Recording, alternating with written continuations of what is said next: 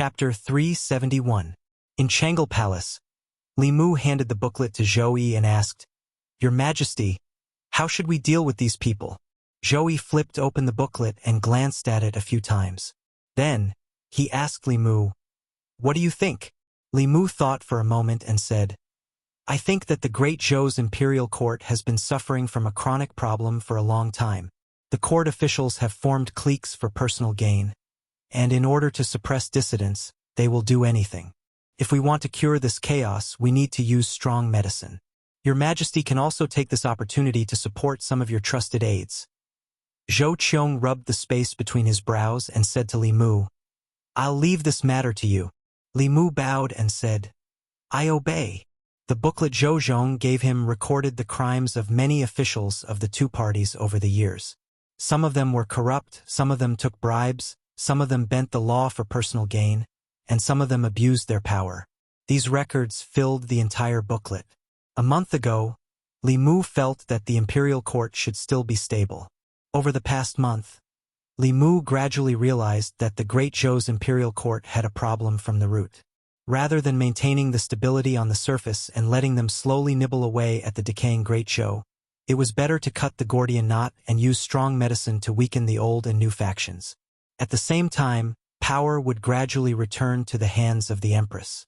When the Empress completely controlled the imperial court, whoever passed the throne of the Great Zhou to would have nothing to do with the old and new parties. Even if the Empress didn't pass the throne to the Zhou clan or the Xiao clan, it would be her own business to pass the throne to her own son.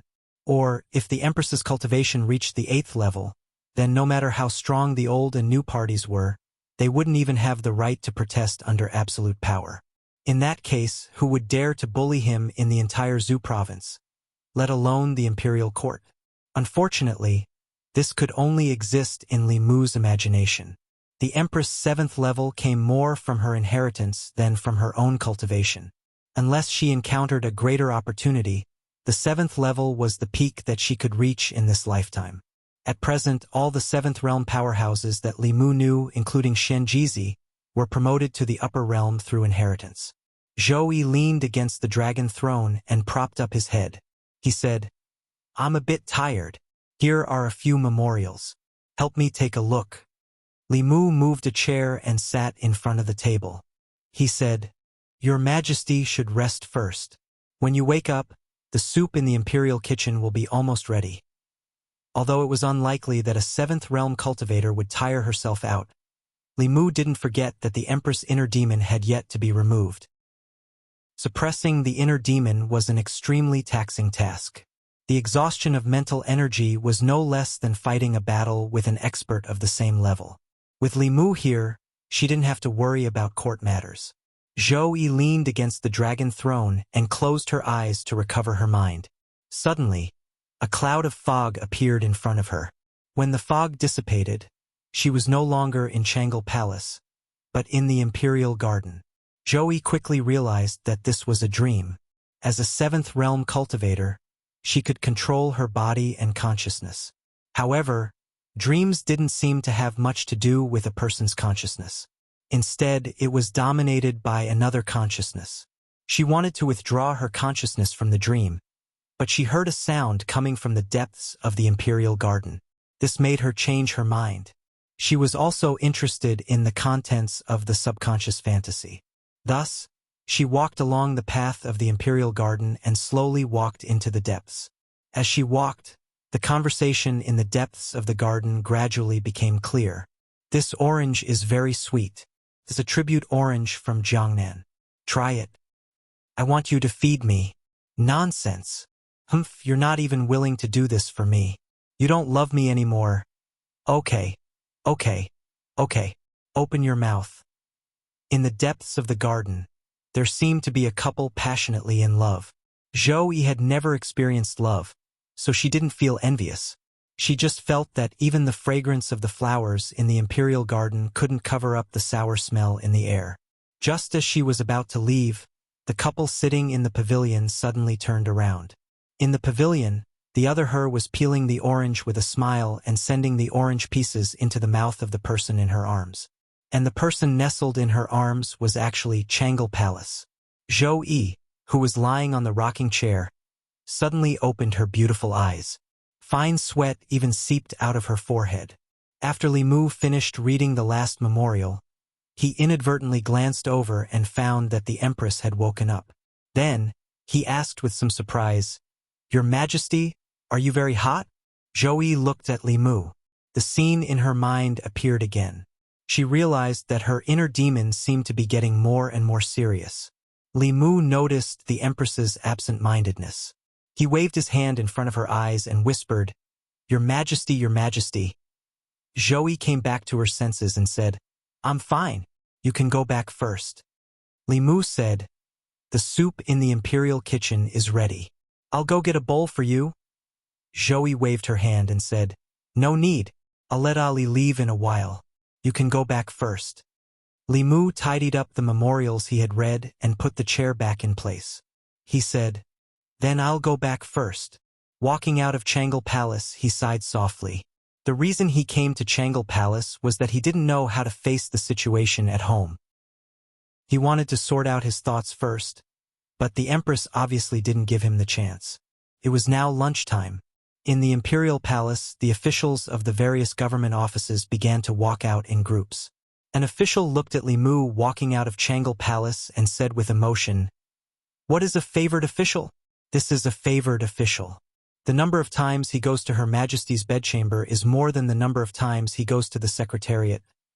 Another official said, "What is he holding in his hand? It looks like a book." When his eyes swept over the book in Li Mu's hand, he inexplicably shivered. He crossed his arms and said, "It's cold. Tomorrow I'll have to wear more clothes." Li Mu walked out of the Imperial Palace and all the way back to the Li residence. He stood in front of the gate, but he didn't step in. It was hard for him to imagine what it would be like if Li Qing and Lu Hanyan appeared at home at the same time.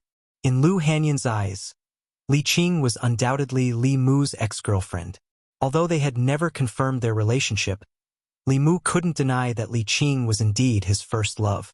If it wasn't for fate, the person sleeping next to him every night might be someone else.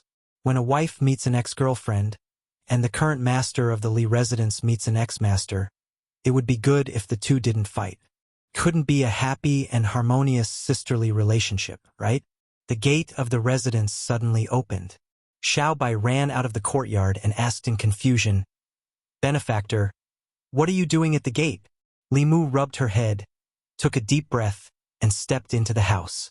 There wasn't the awkward atmosphere he imagined. Li Qing and Lu Hanyan were sitting in the courtyard and talking. They were neither too enthusiastic nor too distant. Li Mu walked into the courtyard and said, "I'm back." No one paid attention to him. Lu Hanyan looked at Li Qing and asked, "Where was Miss Li's previous room? I'll ask Wan Wan to help you tidy it up." Li Qing said, "No need. I'll tidy it up myself." Lu Hanyan shook her head and said, "This used to be your home, and it will still be your home in the future. You don't have to be so polite in your own home." What Li Mu was worried about didn't happen. Lu Hanyan, who had always been stingy in relationships, was so magnanimous that he couldn't believe it. At night, when Li Mu was about to go to his room to sleep, the bedroom door slammed shut just as he reached the door. In the room, Lu Hanyan said gently, "From today onwards, you'll sleep in the study." Her voice was very gentle, but the words she said were as cold as an iceberg. Late at night, on the small bed in the study, Li Mu hugged Xiao Bai and stroked her smooth fur. Only then did he feel some warmth in his heart. She was the only one who would stay by his side all this time, in a certain residence in Nanyuan. In a secret room, a soft conversation could be heard. "Zhou Zhong has left Shindu today and has been sent to the border counties. The two consecrators escorting him are our people. This person can't be left alive. He betrayed us and knows too many of our secrets. If he doesn't die, he'll always be a disaster. Don't worry, I've already made arrangements. He won't be able to reach the border counties." In a certain county in Great Zhou, under the night sky, a stream of light streaked across the sky and landed on a mountain. A consecrator looked at Zhou Zhong, who was standing at the bow of the flying boat, and said, "Come down." Zhou Zhong looked at the vast wilderness and asked, "My lords, Are we going to sleep here tonight? The consecrator said, What? You're a criminal official. Do you want to stay in a high-class inn? He looked at Zhou Zhong and couldn't help but ask, Lord Zhou, you're a smart person. Why did you do such a stupid thing?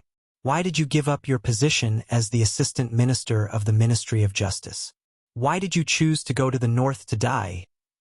The other consecrator said impatiently, Why are you talking nonsense with him? Just do it. We'll enjoy ourselves outside for a while before returning to Chengdu. Zhou Zhong looked at them and asked, You want to kill me? The consecrator said, Lord Zhou, are you so naive as to think that you won't have to die if His Majesty shows mercy? Zhou Zhong said calmly, You're deceiving the emperor. The consecrator laughed coldly and said, If we kill you, we'll burn you to ashes with the true Samadhi fire. Who would know? Anyway, you criminal officials will all die in the hands of ghosts and demons in the end. Zhou Zhong asked again, You really want to kill me? The consecrator extended his hand. A ball of blazing flame floated in his palm. He walked towards Zhou Zhong and said, In your next life, be a smart person. Zhou Zhong looked at him and said softly, Deceiving the emperor is a crime punishable by death. Poof! The flame in the consecrator's hand suddenly went out. It wasn't that he cancelled his spell. It was that his spell had no more mana to support it. The moment Zhou Zhong finished speaking, his head and body suddenly separated. The wound was as smooth as a cut. Blood splattered 3 feet high. With the death of his physical body, his nascent spirit left his body. His expression was full of fear. He subconsciously wanted to escape, but in his confusion and fear, he slowly dissipated. In the blink of an eye, a fifth realm cultivator's physical body was destroyed and his soul dispersed. Seeing his comrade die in such a strange way, the other consecrator's face turned pale. He turned around and fled without hesitation. His body streaked across the sky like a stream of light and quickly disappeared into the night sky. On the mountain top, Zhou Zhong said, Come back! The consecrator who fled rolled back and appeared at his previous position. Zhou Zhong looked at him and asked, You haven't finished your work. Where are you going? Chapter 372. Fairies' Capital, Department of Worship. A few worshippers looked at a broken jade tablet on the table with solemn expressions. The life talisman is broken. Is Ma Yi dead? Where is he? Ma Yi and Zhang Zong escorted Zhou Zhong to the place of exile. Could it be that Zhou Zhong broke free from the torture instruments and escaped? Zhang Zong's life talisman is still intact. Why didn't he send a message back? Just as he finished speaking, a high official strode in and said, I've just received a message from High Official Zhang. Ma Yi wanted to kill Zhou Zhong while he was escorting him, but he was killed by Zhou Zhong. As soon as these words were spoken, it caused an uproar. Why did worshipper Ma want to kill Zhou Zhong? Zhou Zhong's mana was restricted. How did he kill worshipper Ma? The Department of Worship was controlled by the royal family in the previous dynasty. Even now, the Shao royal family still had absolute control over the Department of Worship. Many worshippers in the Department of Worship were loyal to the old party. They would listen to the old party's orders and kill Zhou Zhong to vent their anger in the middle of his exile. This was reasonable. However, Ma Yi wanted to kill Zhou Zhong but was killed instead. This was somewhat unbelievable. Zhou Zhong's strength was slightly inferior to Ma Yi's. Under the circumstances where his mana was not restricted, he was not Ma Yi's match. With his mana restricted, his strength was less than 10%. A transcendent realm cultivator could probably kill him. How could he kill another transcendent realm cultivator in the presence of a 5th-level worshipper? A worshipper looked troubled and asked, How should we deal with this? Another worshipper said, Zhou Zhong is a sinner and has committed such a grave crime. If he is not killed, justice will not be served. Everyone looked at him and did not agree. Ma Yi tried to kill Zhou Zhong while escorting him to exile. To put it simply, this was an abuse of power. To put it bluntly, this was deceiving the emperor. Regardless of the reason, as long as he wanted to kill Zhou Zhong and acted, it was reasonable and legal for Zhou Zhong to kill him. The old party wanted to get rid of Zhou Zhong through the Department of Worship. This was causing trouble for the Department of Worship. The worshipper thought for a while and said, "The Department of Worship does not have the authority to decide on this matter. Let's report it to the imperial court first." Today, when Li Mu was helping the empress deal with the reports, he learned that the worshipper escorting Zhou Zhong wanted to kill Zhou Zhong during his exile and was killed by Zhou Zhong instead. Although he knew that Zhou Zhong was stronger than him, he was still able to kill a 5th-level expert with his mana restricted. This was something only a transcendent realm cultivator. However, no matter how powerful Zhou Zhong was, he would not be at the 6th realm. Li Mu was certain of this. In Li Mu's mind, Zhou Zhong's of cultivation was a mystery. Of Zhou, S's also of Lord. If he had not secretly helped Mrs. Chu that time, Li Mu might have thought that he was just an ordinary cultivator in the Fate realm. According to the news sent back by the surviving consecrator, Zhou Zhong only said one sentence: "Deceiving the monarch, according to the law, should be executed." That consecrator Ma's body and head were separated from his body, and then his soul dispersed. This made Li Mu think of an unpopular cultivation school. Before the rise of Buddhism, there were all sorts of cultivation schools. There was the school of medicine, the school of military, the school of music, the school of legalism, and so on. These schools all had their own specialties. Later, when Buddhism prospered and gradually became the mainstream of cultivation, these smaller schools slowly became extinct. Of these schools, Li Mu had the deepest impression of the school of legalism. The cultivators of legalism did not cultivate abilities or Taoist techniques. Once they reached the peak of their cultivation, their words became law. Taoist techniques and abilities were useless before them. Even though this ability was not limitless, it still made Li Mu very envious. However, this was now the world of Buddhism. The cultivation methods of the school of legalism had long been extinct. Occasionally, a successor of the school of legalism would appear, but they were like a flash in the pan, quickly disappearing. From Zhou Zhong's actions and his identity, it was extremely likely that he cultivated the school of legalism. Throughout history, the successors of legalism would actively enter the court and push for legal reform. Perhaps their cultivation had something to do with this. The school of legalism did not cultivate dermic powers. Their attacks were more like Taoist techniques. If Zhou Zhong cultivated both Taoist techniques and Taoist techniques, then his true strength might be extremely close to the 6th realm. If a 5th realm transcendent wanted to touch him, he would undoubtedly have kicked an iron plate. Through this incident, another problem was exposed. The Department of Worship was no longer the Department of Worship of Great Zhou, but the Department of Worship of the Old Party. The prefectures of Great Zhou had a high degree of autonomy. The Department of Worship's function was equivalent to the Great Zhou FBI. It specialized in dealing with matters that could not be dealt with locally. If it was controlled by someone, there would be very serious consequences. Xiao Yu's incident was one of them. Zhou Zhong's incident also explained the problem.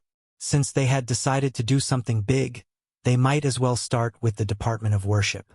However, before that, there was an even more important matter that the Secretariat had to deal with immediately. After overturning the case for Li Qing's father, 2 ministers and 2 assistant ministers of the 6 ministries were removed from their positions. All of a sudden, there were 4 empty positions for officials above the 4th rank. The Ministry of Personnel was also without a leader. Without officials to replace them, the Yamen would not be able to continue operating. Regarding this, the Secretariat had been arguing for an entire morning. The Ministry of Personnel was the lifeblood of the Old Party. It was originally completely controlled by the Old Party. 1 minister and 2 assistant ministers were all members of the Old Party. The minister of the Ministry of Personnel was the Duke of Nanyang. Through the Ministry of Personnel, the Old Party controlled the assessment, appointment, and dismissal of most officials in Great Zhou. They also indirectly influenced the Department of Worship. It could be said that they had grasped the lifeline of the imperial court. In the process of overturning the case for Li Yi, Li Mu and Zhou Zhong had cut off the lifeblood of the Old Party. It seemed that the Old Party had only lost 3 officials, but in reality, they had suffered heavy losses. The old party was the upper echelons of the government and could influence countless lower echelons of the government. Without the Ministry of Personnel, the old party would lose half of their authority in the imperial court. Therefore, they hated Zhou Zhong to the bone and wished that they could get rid of Zhou Zhong on the way to exile him.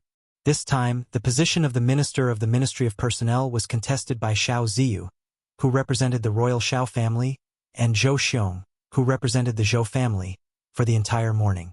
They argued until their faces were red and their necks were thick, but no one gave in to the other.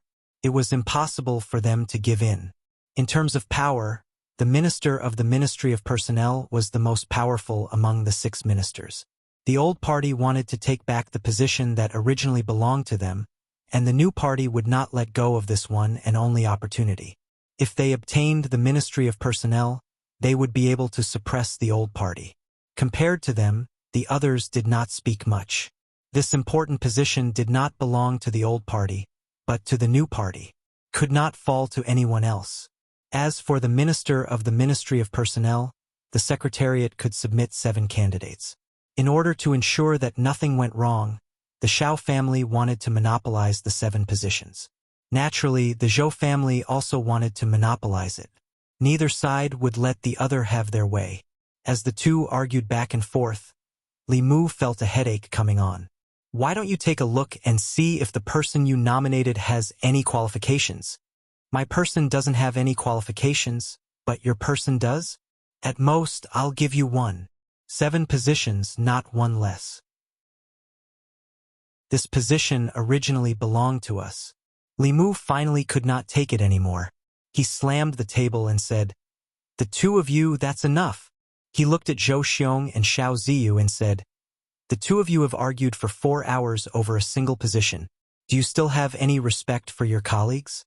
There are still 2 assistant ministers and 1 minister to recommend. Are you going to discuss this until next year?" The other officials of the Secretariat agreed with Li Mu and spoke up. "Yes, Lord Li is right. If the 2 of you continue like this, when will it end? Let's discuss and come up with a plan." After some thought, Li Mu said, "How about this? Of the 7 positions, each of you can have 3. The last position can be left empty or someone else can be chosen." "No, I don't agree." The 2 of them refused without hesitation. Whether it was the new party or the old party, they were both determined to obtain the position of Minister of Personnel. They did not want to give up even 1 position, much less 3. "What right do you have to disagree?" Li Mu's face darkened as he said, "As officials of the Secretariat, are you more handsome than the other officials, or have a higher cultivation? Why should the 2 of you decide on 7 positions?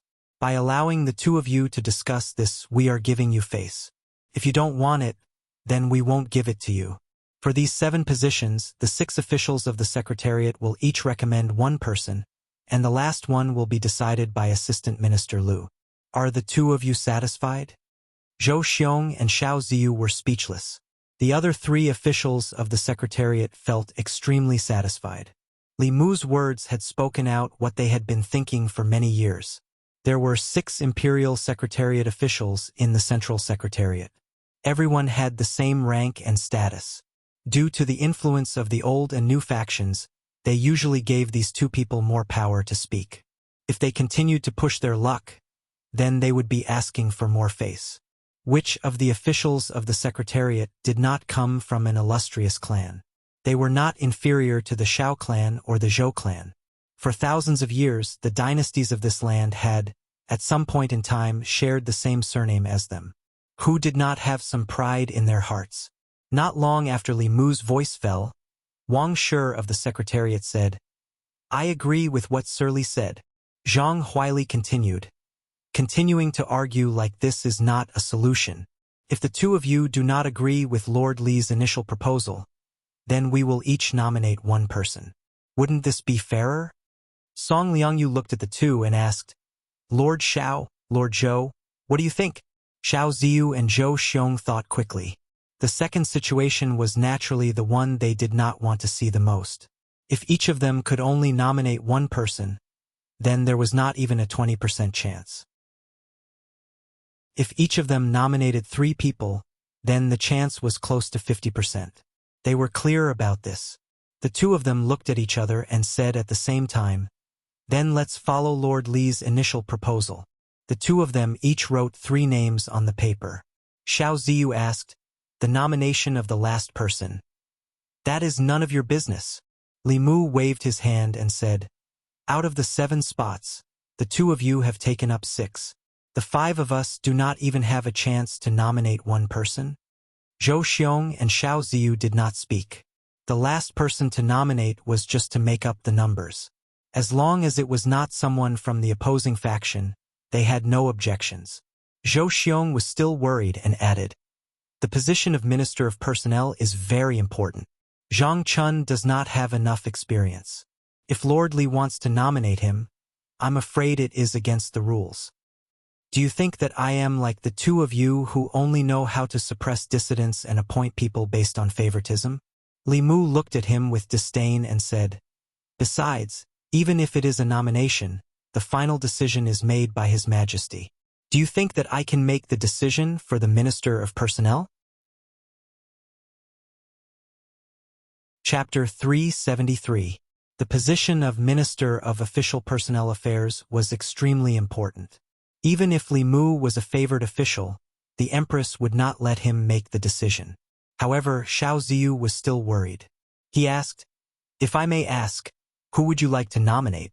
Li Mu actually wanted to nominate Zhang Chun. After all, he owed old Zhang a lot of favors.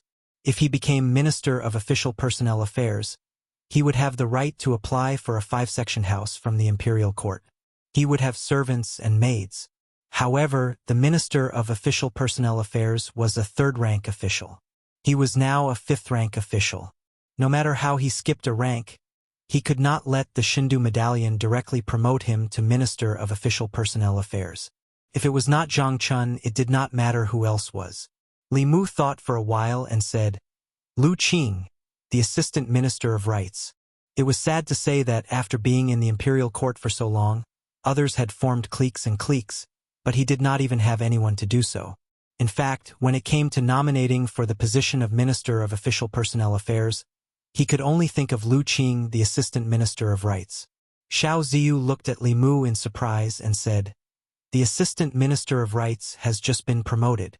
Isn't it too frequent to promote him to Minister of Official Personnel Affairs in such a short period of time?" Li Mu looked at him and said, "Why don't we give this opportunity to Lord Xiao?" Before Xiao Ziyu could answer, Zhou Xiong immediately said, "Lu Qing is Lu Qing then. He's currently at rank 4. It's fine as long as he has the qualifications to be nominated for rank 3. You're meddling too much, aren't you?" Lu Qing had just been promoted to Assistant Minister of the Ministry of Rights not long ago.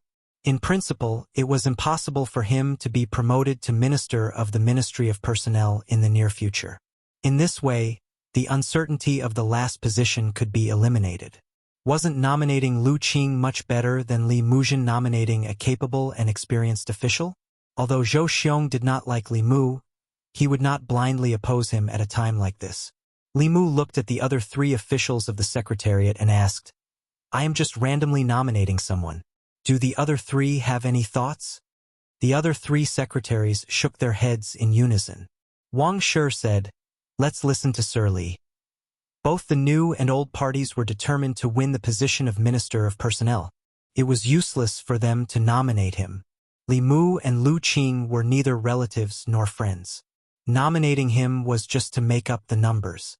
Since it was just to make up the numbers, it didn't matter who made up the numbers. Under Li Mu's forceful intervention, Zhou Xiong and Xiao Ziyu made a compromise, and the candidate for the Minister of Personnel was finally decided. Zhang Huili said, "Next, it's the 2 assistant ministers' turn." Xiao Ziyu quickly added, "It's best if the position of Assistant Minister of the Ministry of Personnel is taken up by an official familiar with the Ministry of Personnel's affairs. It's more than suitable for the position to be replaced by 2 ministers of the Ministry of Personnel. There's nothing else to discuss." The other 3 officials from the Secretariat still did not express any opinions. In the past few years, the old party had already built the Ministry of Personnel into an iron bucket that was impenetrable. The two directors of the Ministry of Personnel were also officials from the old party through and through. They would not easily let others interfere. Li Mu looked at Xiao Ziyu and said indifferently, "In my opinion, we should ask His Majesty to reduce the number of officials in the Secretariat." Xiao Ziyu did not know why Li Mu suddenly brought up this matter. He asked, "Why?" Li Mu said, "Because Lord Xiao alone is enough for the Secretariat. You alone can make the decision for the important matters that require 6 Secretariat secretaries to discuss. The few of us are paid by the Imperial Court, but we don't do anything for the court. We really feel guilty." Xiao Ziyu's face turned red. Li Mu was blatantly saying that he acted arbitrarily. Zhou Xiong was somewhat gloating. He said, "Lord Xiao is too domineering. Why don't you just decide on His Majesty's behalf who will take these 2 positions?" Xiao Ziyu's face darkened. "Then what do you think we should do?" Zhou Xiong said, "It's very simple. The 6 of us will each nominate 1 person. The last person will be decided by Assistant Minister Liu or Lord Head of the Secretariat. In any case, the new party would not be able to get either of the 2 assistant minister positions in the Ministry of Personnel." He did not mind muddying the waters so that the old party would not be able to get them either. Zhou Xiong's words pushed him to the opposite side of everyone. Xiao Ziyu was silent for a moment. He could only say, "That's fair. Let's do it this way." It was rare that the 2 assistant minister positions in the Ministry of Personnel were decided by the 7 of them. The positions of Assistant Minister of the Ministry of Justice and Minister of Works were also contested by 2 people who represented the interests of the old and new parties. Under Li Mu's efforts, a few other people also received a few nominations. The other 3 officials of the Secretariat finally felt a sense of participation. This was actually the norm in the Secretariat. The reason there were 6 officials of the Secretariat was not only because they corresponded to the 6 ministries, but also because these 6 people belonged to different factions. This was to prevent one party or one faction from having too much say in important matters of the court. In the past few years, the court officials had taken sides, forming the old and new parties. They each occupied the court, and the structure of the Secretariat was also affected. It was practically Zhou Xiong and Xiao Ziyu's opinions. This situation finally changed after Li Mu came to the Secretariat. Under the protection of Her Majesty, the old and new parties could not do anything to him. After the 6 officials of the Secretariat decided on the candidates for the positions, they handed them over to the Assistant Minister of the Secretariat and the head of the Secretariat. If the officials of the Secretariat had no objections, they would send them to the Ministry of Martial Arts. After the Ministry of Martial Arts verified the candidates, they would hand them over to the Empress to decide on the final candidates.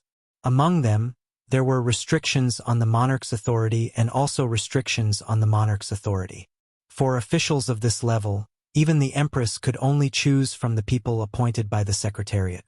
The Secretariat only had the right to recommend but not the right to decide.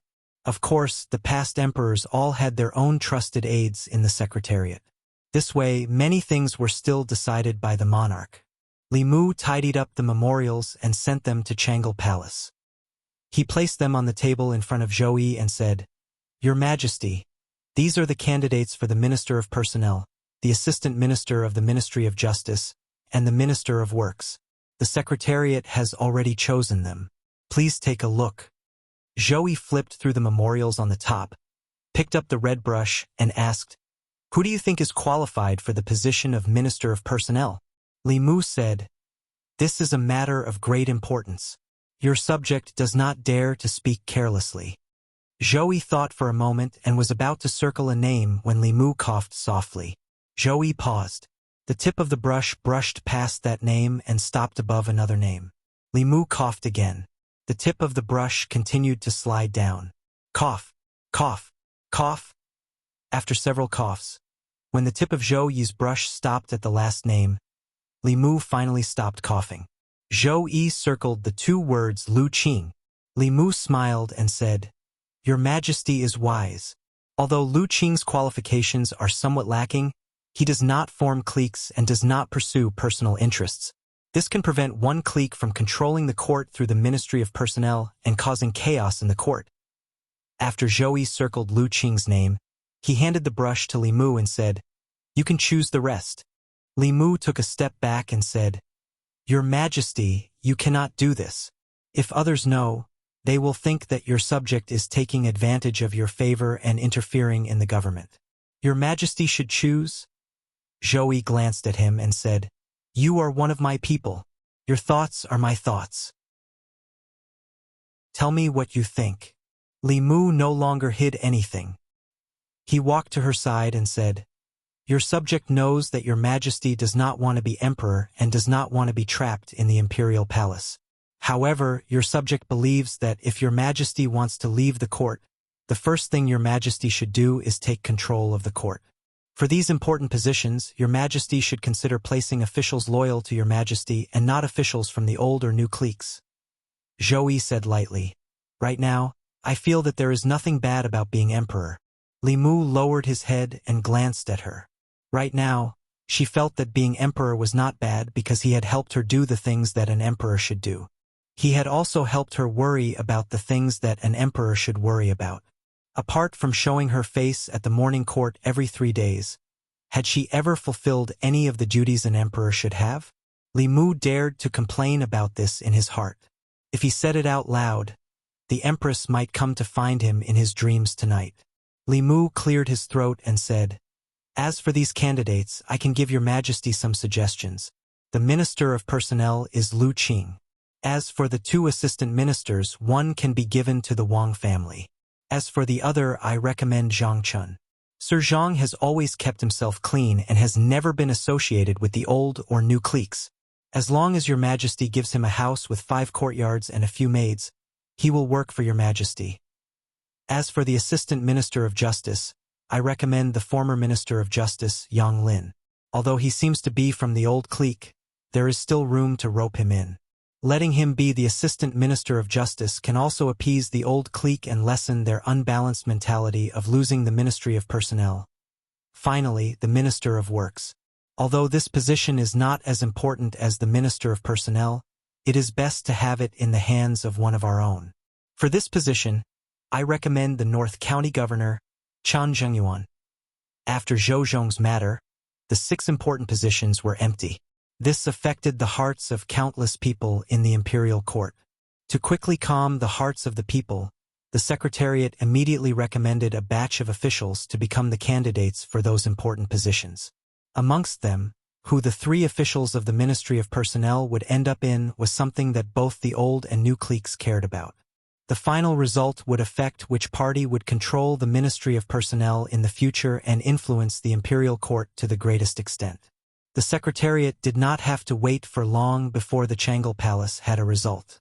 The current Assistant Minister of Rights, Lu Qing, was moved to the Minister of Personnel. Zhang Chun, Imperial Clan Temple Governor, was moved to the left Assistant Minister of Personnel. At the same time, he held the positions of Imperial Clan Temple Governor and Imperial Clan Temple Governor. Wang Xing was moved to the Ministry of Personnel as the right Assistant Minister. The Minister of Justice, Yang Lin, was promoted to Assistant Minister of Justice. The person who was chosen to be the Minister of Works was even more surprising. It was the North County Governor, Chun Zhengyuan. Very few people in the imperial court knew this name. Apart from the selection of the Assistant Minister of the Ministry of Justice as expected, the final selection of the other important ministers were all shocking. The Secretariat. Looking at the name list that returned from Changel Palace, the names behind the few important positions were actually the officials that Li Mu used to make up the numbers. Xiao Ziyu and Zhou Xiong reacted at the same time. Not good. We fell into a trap again. Chapter 374. Xiao Ziyu and Zhou Xiong looked at each other. Only when they saw the name list did they realize that Li Mu had set a trap for them from the very beginning. He was best at hiding his true intentions. On the surface, he seemed to be doing it for the good of everyone, but behind his back, he had a secret that no one knew. When everyone was discussing the imperial examination system, Li Mu had made a huge contribution. Everyone thought that he was working for the Empress. No one expected that his series of actions, which seemed to be preparing for the imperial examination, was actually to trick the assistant minister of the secretariat, Cui Ming. Judging from the result, Li Mu was not trying to mediate between the two at all. His true motive was to promote his people to high positions and weaken the power of the two parties at the same time. I was careless. I forgot. This little fox is cunning. How could he do such a thing without a motive? At this moment, the two of them, who belonged to different camps, felt a sense of sympathy for each other and shared a common hatred for the enemy. However, in the next moment, the two of them snorted coldly at the same time and walked out of the secretariat. Not long after, in the southern park, Duke Manor of Nanyang. The veins on Duke Nanyang's forehead throbbed. He gritted his teeth and said, "That damned Li Mu. He won't let us have what he can't have." Xiao Ziyu thought for a while and said, "The most important thing is that the position of Minister of Personnel was not taken advantage of by the Zhou clan. Perhaps we can try to rope in Lu Qing. As far as I know, he hasn't been roped in by the Zhou clan. That's because the Zhou clan can't rope him in." Duke Nanyang said in a deep voice, "Do you think we haven't tried to rope in Lu Qing? When he was promoted to Assistant Minister of Rights, we tried to rope him in, but he ignored us. In the past 9 years in the imperial court, he has always been a loner and doesn't get close to anyone. He goes straight home after leaving the court. I invited him to banquets several times, but he rejected me." Xiao Ziyu shook his head and said, "Such a person can actually become the Minister of Personnel. An important position like the Minister of Personnel had always been fought for by different factions. For an official who had no faction and no backing, it was already a stroke of luck for him to become an assistant minister. It was almost impossible to be promoted to a minister based on luck alone. The position of Minister of Personnel could no longer be forced. He could only helplessly say, 'Fortunately, nothing has happened to the Ministry of Justice. The Department of Worship is also under our control.'" At the same time, in the study of the Zhou family's minister Zhou Zhong, the 4 Zhou brothers fell into silence. The Zhou family didn't suffer too many losses this time. Among the 6 ministries, the Ministry of Works had the least power.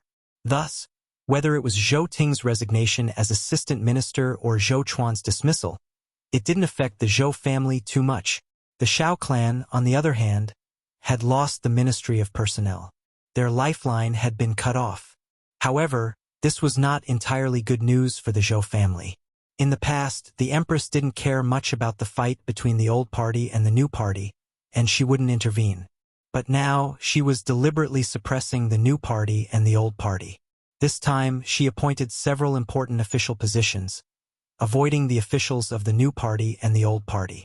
She intended to cultivate her own forces, which was more significant than suppressing the other two parties. Could it be that she's really cultivating her own forces? Zhou Chuan's face was full of doubt. He asked, "In the past, she only wanted to condense the next strand of Emperor's qi as soon as possible and pass down the throne.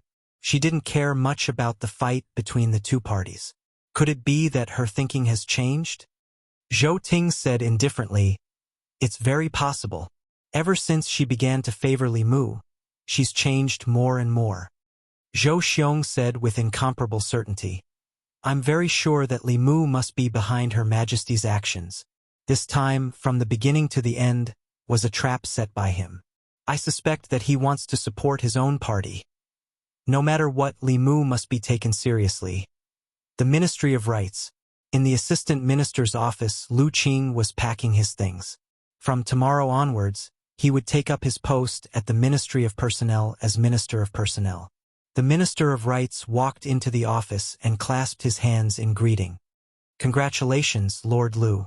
Lord Lu's promotion speed is really fast." Rather complicated emotions flowed in the depths of his eyes.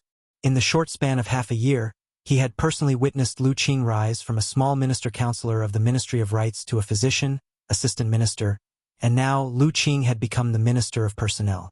He held real power in his hands, and his status was firmly above his own. As Lu Qing's superior, he had mixed feelings. Lu Qing also sighed emotionally. "Yes, I also didn't expect this place to rise so quickly." Northern Court. Li Mu stood at the entrance of his house, watching Zhang Chun move in. This time, not only had old Zhang been promoted, his residence had also been changed from 3 entrances to 4 entrances. In addition, the Empress had also rewarded his family with 2 servant girls and 2 servants. The distance between the Zhang residence and the Li residence had also become closer. At the housewarming banquet, he patted Li Mu on the shoulder and said, "Between us, there's no need to say anything unnecessary. Come, let's drink this cup." There weren't many people at the banquet. Other than Zhang Chun's family, there were also Zhang Shan, Li Si, Li Mu, and Li Qing. Since the last time he came to Luoyang, Zhang Shan hadn't gone back. He had never been to Luoyang before and was shocked by the prosperity of the streets. He had already asked Lu Hanyan for permission to open a branch here. Coincidentally, Lu Hanyan also had the same idea, so he stayed for the time being. After a few cups of wine, Zhang Shan looked at Li Qing and asked, "Boss, what do you plan to do next? Will you continue to stay in Luoyang?" Li Si kicked him under the table, but it was too late. Li Qing was silent for a moment, then said, "In 2 days, I should return to Mount Baiyun." Li Si's lips moved slightly. He wanted to say something, but in the end he didn't speak. He poured a cup of wine and said to Li Mu, "Here's to you." The wine cups clinked. He gave Li Mu a meaningful look and said, "You guys have gone through a lot of trouble to get to where you are today. You must cherish the people in front of you." Zhang Shan raised his wine cup and said, "That's right. You and the shopkeeper have gone through a lot of trouble to get together. You must cherish her in the future." Li Si poured another cup of wine and said to Li Qing, "Here's to you, boss. I hope you can think carefully before you make a decision in the future. Don't regret it in the future." Zhang Shan agreed and said, "That's right. If you hadn't killed those corrupt officials, this matter would have been much simpler. You wouldn't have to stay in the Imperial Clan Temple. They would still be beheaded in the end." Ever since Li Qing came to the house, Li Mu had been sleeping in the study with Xiao Bai in his arms every day. Not only that, on the 2nd day after Li Qing came to Luoyang, Lu Hanyan removed all the festive decorations inside and outside the Li residence, including the big red lanterns at the door. According to the customs of Luoyang, the lanterns with the word "happiness" on them had to be hung for 3 months for the wedding celebration. He knew what Lu Hanyan meant. She was taking care of Li Qing's feelings. Li Qing's family had just passed away. For Li Qing, she chose to sacrifice herself. At night, Li Mu was about to enter the study when he saw a figure standing outside the room. Li Mu walked forward and asked in confusion, "Boss, why aren't you sleeping yet?" Li Qing said softly, "I wanted to tell you that I'm going back to Mount Baiyun to cultivate tomorrow. I'm sorry to have disturbed you for so long." Li Mu looked at her and said, "What's there to disturb? This is your home. I'm going to ask Her Majesty to let her bestow this residence to you again." Li Qing shook her head gently and said, "I don't have a home anymore. I think that if Father knew in the underworld that the one living in the Li residence was someone like him, he would be relieved." Li Mu thought for a moment and said, "Lord Li hasn't been avenged. I'll let you see with your own eyes that they receive the punishment they deserve." Li Qing finally looked nervous. She grabbed Li Mu's wrist and said, "You've done enough. Let's stop here. Father doesn't want anyone to avenge him. He only wants someone to be like him and do something for the people." Li Mu was about to explain to her, but he felt something and looked back. In front of the moon gate, a figure stood there quietly. Li Qing was stunned for a moment. Then she let go of Li Mu's hand with a pale face and said, "Senior sister?" Lu Hanyan walked over and shook her head. "Junior sister, you don't need to explain. I heard everything." Li Qing lowered her head and said, "I hope senior sister can persuade him." Lu Hanyan glanced at Li Mu and said to Li Qing, "Junior sister should also understand him. He won't change his mind so easily." Li Mu said, "Don't worry." Her Majesty agreed. "There won't be any danger." Lu Hanyan said to Li Qing, "With Her Majesty protecting him, junior sister doesn't need to worry." Li Qing looked at Li Mu and didn't say anything. She said softly, "Then I'll go back to my room first. You should rest early." Lu Hanyan suddenly said, Junior sister, wait a moment. Li Qing turned around and asked, Senior sister, is there anything else? Lu Hanyan said, there's a question I want to ask junior sister. Li Qing said, Senior sister, ask away. Lu Hanyan looked at her and asked, does junior sister also like Li Mu? Chapter 375. Li Mu had already prepared to return to his room to sleep. When he heard Lu Hanyan's words, he suddenly quivered and hurriedly said, What are you talking about? Lu Hanyan glanced at him and said, Men shouldn't interrupt when women are talking. A trace of nervousness and panic flashed in the depths of Li Qing's eyes. However, after she met Lu Hanyan's gaze, that trace of panic gradually turned into calmness and indifference. She remembered what Li Si said before she left Yangqiu County. Li Si said that, in terms of relationships, it was always easier to take a step back than to take a step forward. If she took a step back now and regretted it in the future, she would have to take more than one step forward. By the time she regretted it, someone would have already walked in front of her. In fact, she regretted it, but it was already too late because someone had already walked in front of her. Li Qing looked at Lu Hanyan and said calmly, Yes, I have liked him since a long time ago. However, senior sister, don't worry. I won't fight with you for anything. I will leave tomorrow morning. She wanted to deny it against her will, but if she denied it this time, she would never have the chance to say it again. Li Mu looked at Li Qing with an indescribable feeling in his heart. Lu Hanyan sighed softly and said, Actually, the one who should leave is me. This is your home. The person he liked in the beginning was also you. I just took advantage of the situation. Li Qing shook her head and said, This is my own choice. I should also bear the consequences. The person who has always been by his side is you. This is no longer my home. Its owner is you. I hope that the two of you can be united and grow old together. Lu Hanyan asked, What about you? Li Qing thought for a moment and said, I will stay in Baiyun Mountain and repay the sect's kindness. Lu Hanyan was silent for a moment and said, The one you should repay the most is not the sect, but a certain someone. Li Mu looked at Lu Hanyan. For a moment, he couldn't figure out her routine. Li Qing nodded and said, If you need me to do anything, I won't refuse. Lu Hanyan looked at her and said, Then give yourself to me. Li Qing looked at her with a stunned expression. Li Mu looked at her, dumbfounded. Li Qing came back to her senses and said in disbelief, You? What are you talking about? Lu Hanyan's expression was melancholy, and her tone was somewhat helpless. She continued, Although I don't want to share my husband with others, it's not that I can't accept it if that person is you. After all, you're in front of me. A man can't forget the first woman he likes in his entire life. While he's with other women, he still has to think about an outsider. Why not let him think about his own sisters? You're not the first, and you're not the only one. Li Qing's lips moved. Her thoughts were in a mess.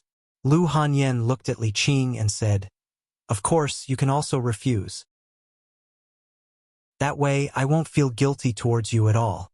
It's not that I stole your husband. It's you who didn't want him, and you didn't want him twice. In the future, don't go around telling people that I, Lu Hanyan, am not moral. After Li Qing came back to her senses, her pale face had turned red. She whispered, Give me some time. After saying that, she quickly turned around and hurried into her room. Li Mu looked at Lu Hanyan in front of him and opened his mouth. Lu Hanyan glanced at him and said, I'll give you an hour at most, then come to my room. Seeing her turn around and leave, Li Mu was stunned for a long time. In the end, he pinched his thigh to make sure that what had just happened was not a dream. If this was not a dream, then happiness came too suddenly. After coming back to his senses, he slowly walked to the door of Li Qing's room. Her door was not closed. Li Mu walked in and saw her sitting on the edge of the bed with her head bowed. Li Mu did not say anything. He just silently walked to her side and sat down. The two of them sat in silence. After a while, Li Qing slowly leaned her head on Li Mu's shoulder. This was the closest she had been to Li Mu since they met. Li Qing softly said, Actually, when we were in the Imperial Clan Temple, I wanted to lean on you like this. Li Mu put his arm around her shoulder and said, You can lean on me for a lifetime? Li Qing did not say anything else. She quietly leaned on him for a while and then said, Go to senior sister's place. Right now, she needs you more than I do. Li Mu nodded slightly and said, I'll watch you rest. Li Qing lay on the bed and covered herself with the quilt. She looked at Li Mu and said, Go. Li Mu walked out of her room and helped her close the door. Li Qing, who was lying on the bed, slowly opened her beautiful eyes and softly said, Father, Mother, did you see that? Qing also has someone to rely on. Li Mu walked into Lu Hanyan's room. Lu Hanyan was sitting on the bed. She did not raise her head and asked. She agreed. Li Mu did not answer. He walked to her side and asked, Why did you? Lu Hanyan unhappily said, If I don't ask her, should I wait for you to ask her? At that time, the one who will be angry will be me. So why don't I ask her myself? Li Mu said, What I mean is, why did you suddenly do this? Lu Hanyan looked at him and said, It's not sudden. From the day she appeared in Chengdu, I thought about it. Your feelings for her are not something I can compare to. If you run away with her one day, what should I do? Li Mu said indignantly, What are you talking about? You are my legal wife. How can I run away with someone else? Lu Hanyan asked. So, if you had to choose between her and me, who would you choose? Li Mu thought for a while and asked tentatively, Can I have them both? Hey, don't bite me. After a long time, Lu Hanyan leaned into Li Mu's arms and said, Anyway, I already have Wan Wan and Xiao Bai. It doesn't matter if she has one more. If it was someone else, she could forget about marrying into the Li family. But she is Li Qing. She buried her head in Li Mu's chest and said, Let me tell you, I have already married Li Qing for you. You can't abandon me for any reason in the future. Any? As she spoke, her voice became softer. The calmness and confidence she had when facing Li Qing just now had disappeared. Li Mu's clothes were wet from her tears. At this moment, Li Mu finally understood what she had been worried about these days. The experience of being abandoned by her parents when she was young had caused her trauma. Even now, it had not healed.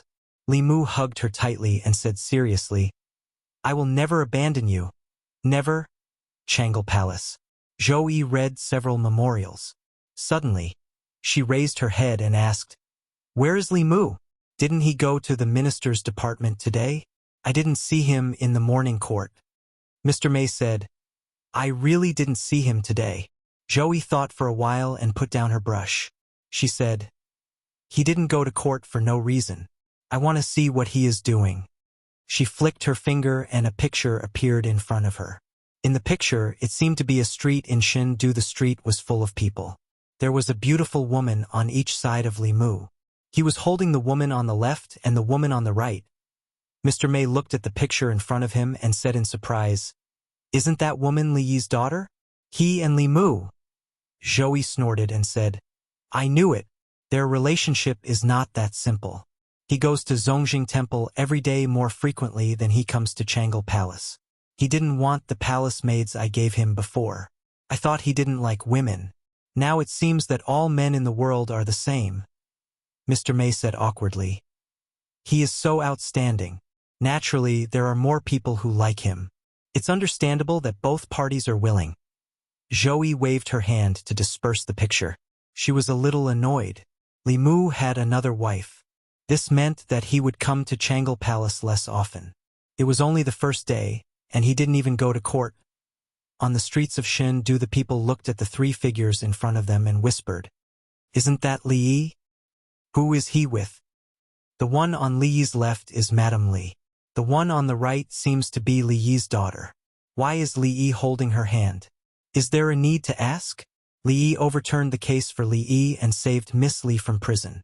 She was touched and wanted to marry him. It's normal. This is also a good story. Can be written into a play. They are a perfect match.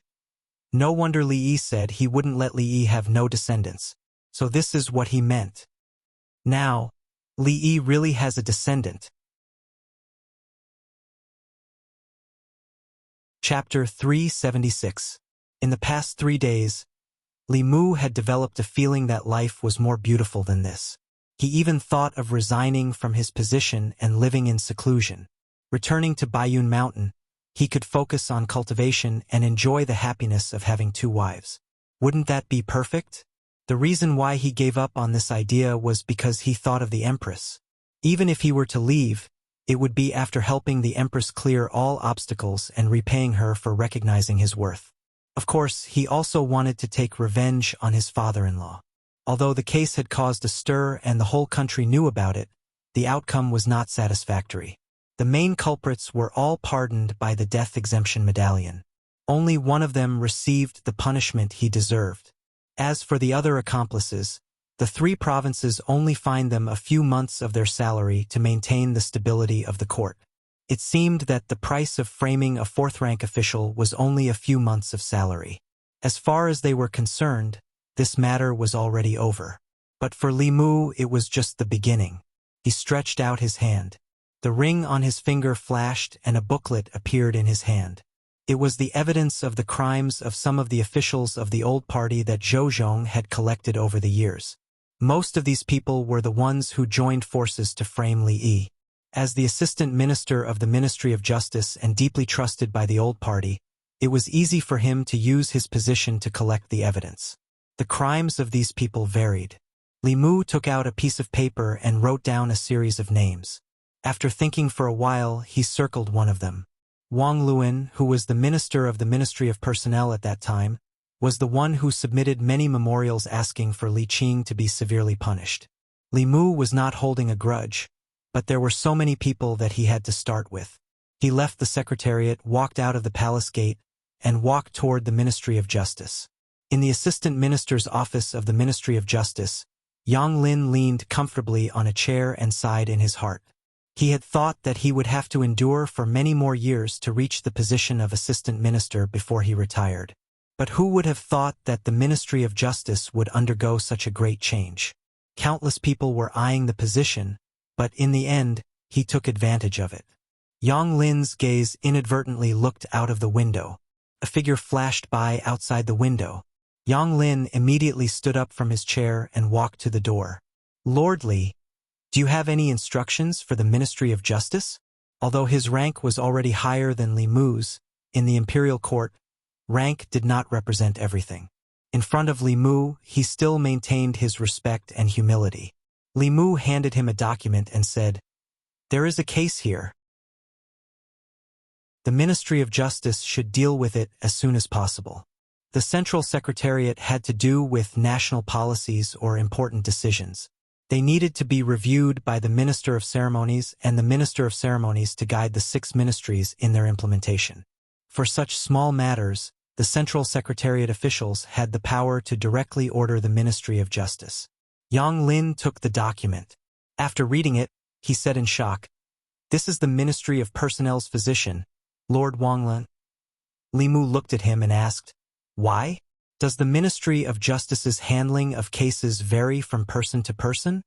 Yang Lin quickly replied, "Of course not." Li Mu said, "I believe that Lord Yang will be a good official.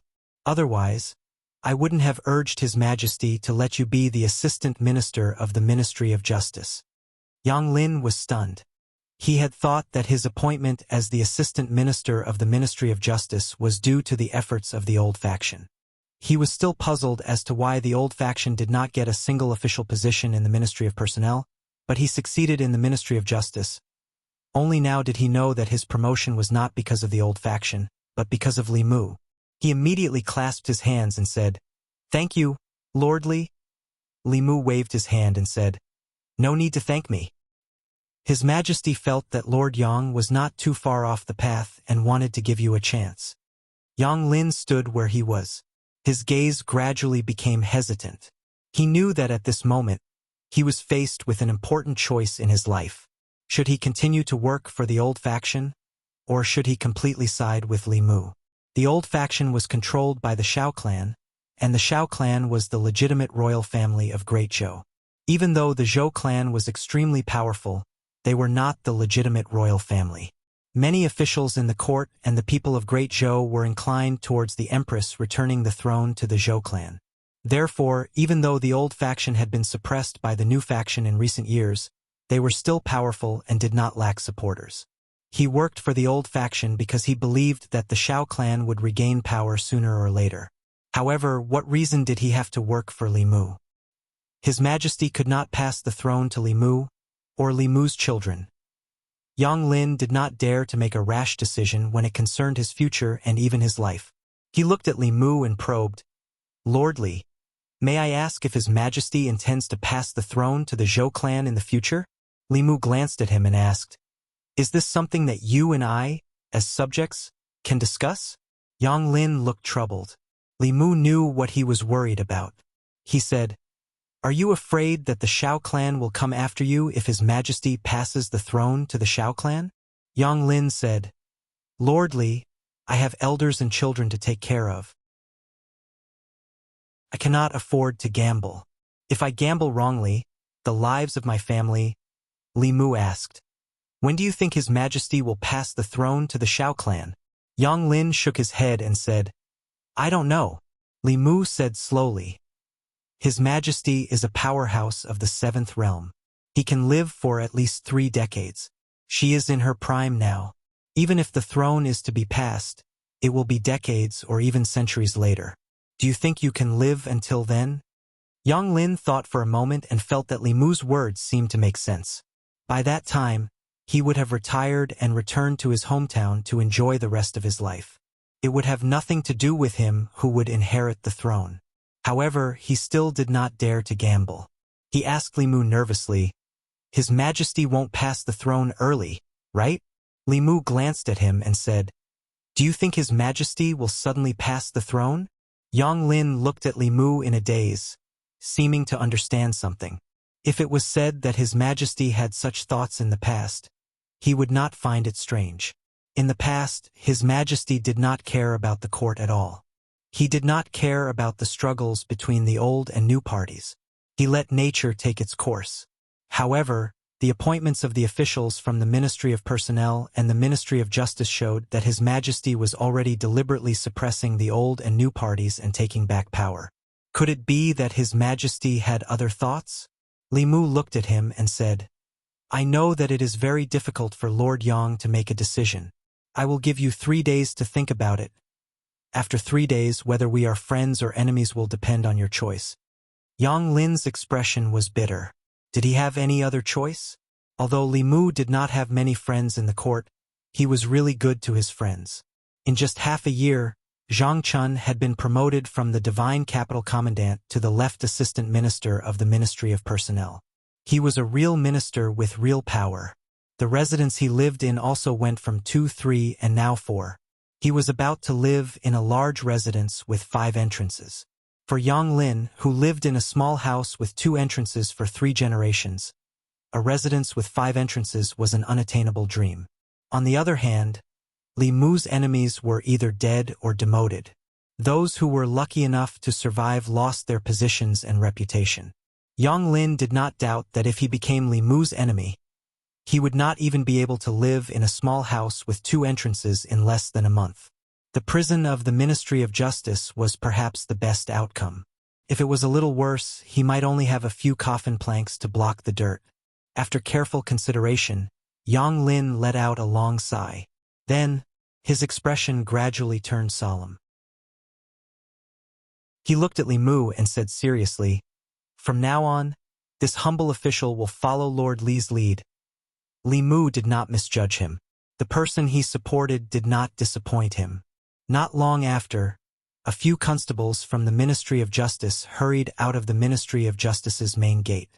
They came to a certain entertainment market and grabbed a certain noble from a brothel. "Which yamen are you from? How dare you arrest me? Do you know who I am? Do you know who my father is?" "The Ministry of Justice. The current Assistant Minister of Justice is my father's friend. Let me go. Once you get to the Ministry of Justice, you will suffer." The noble made a lot of noise along the way. The constables from the Ministry of Justice could not take it anymore and used a rag to gag his mouth. The people along the way found out that the noble had been summoned by the Ministry of Justice because of an old case. This is the son of Lord Wang of the Ministry of Personnel. Why is the Ministry of Justice arresting them? Aren't the Ministry of Personnel and the Ministry of Justice on the same side? That was in the past. Now, the minister and assistant minister of the Ministry of Personnel have changed. The Ministry of Personnel's assistant minister hasn't changed. He has some ties with the current assistant minister of justice.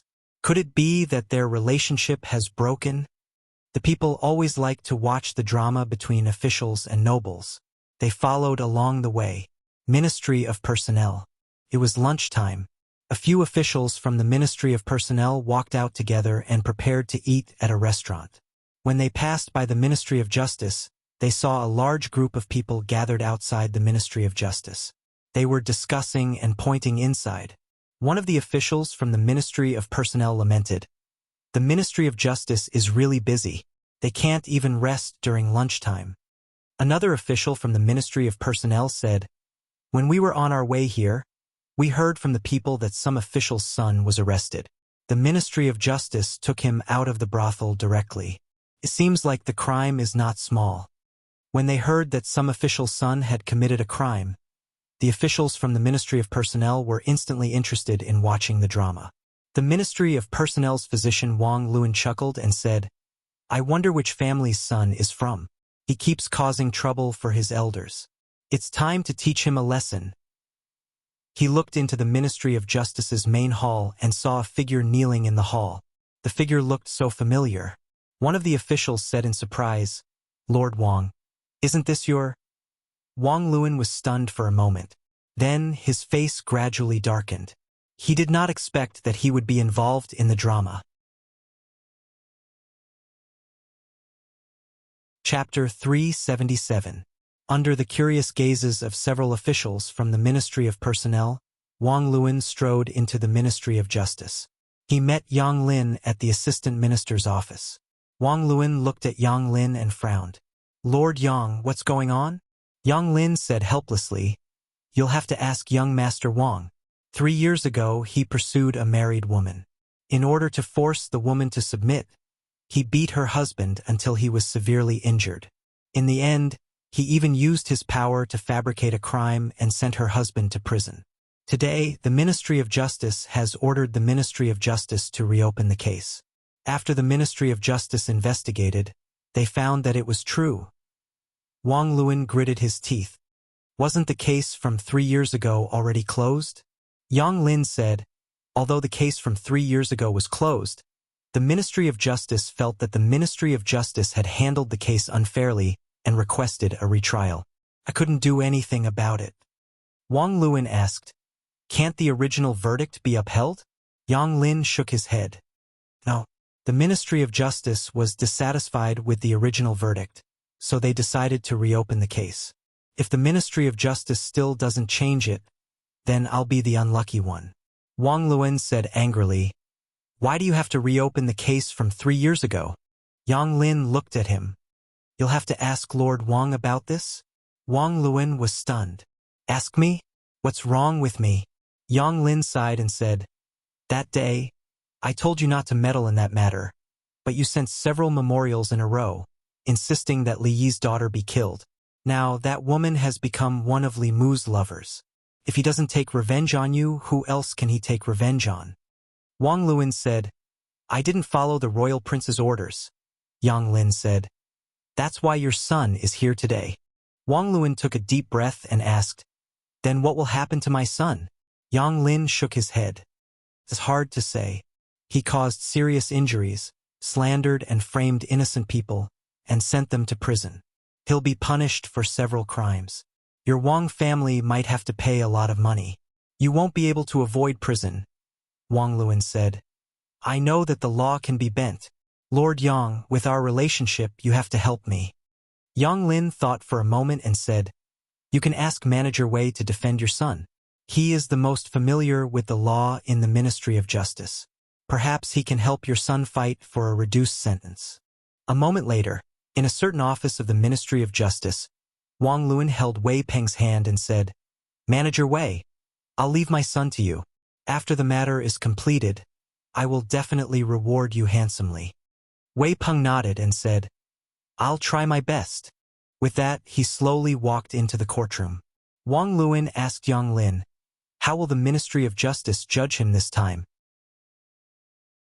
Yang Lin thought for a moment, then said, inflicting serious injuries and setting someone up to be imprisoned for 3 years. The fine is at least 200 taels of silver, and this is under the condition that the other party is willing to forgive you. In addition, at least 5 years of imprisonment is unavoidable. As for how much you can reduce, it will depend on Manager Wei's performance. About 15 minutes later, Wei Peng slowly walked out of the court. Wang Luan asked, what were the results? Wei Peng said, forget it. Wang Luan was pleasantly surprised. His sentence has been waived?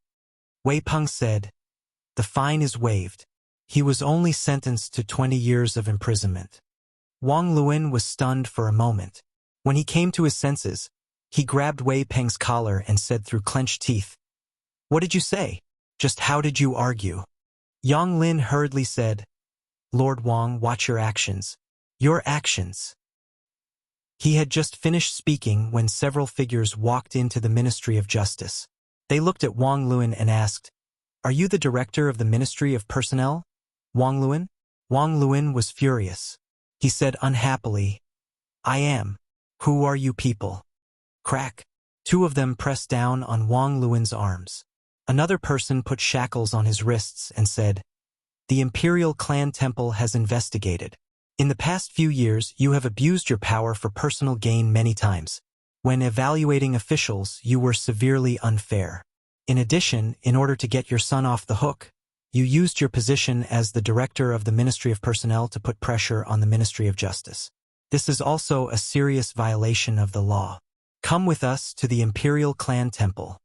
Wang Luan said in horror, what are you saying? I am an official of the Imperial Court. You have no right to do this. You still know that you are an official of the Imperial Court. The official from the Imperial Clan Temple glanced at him.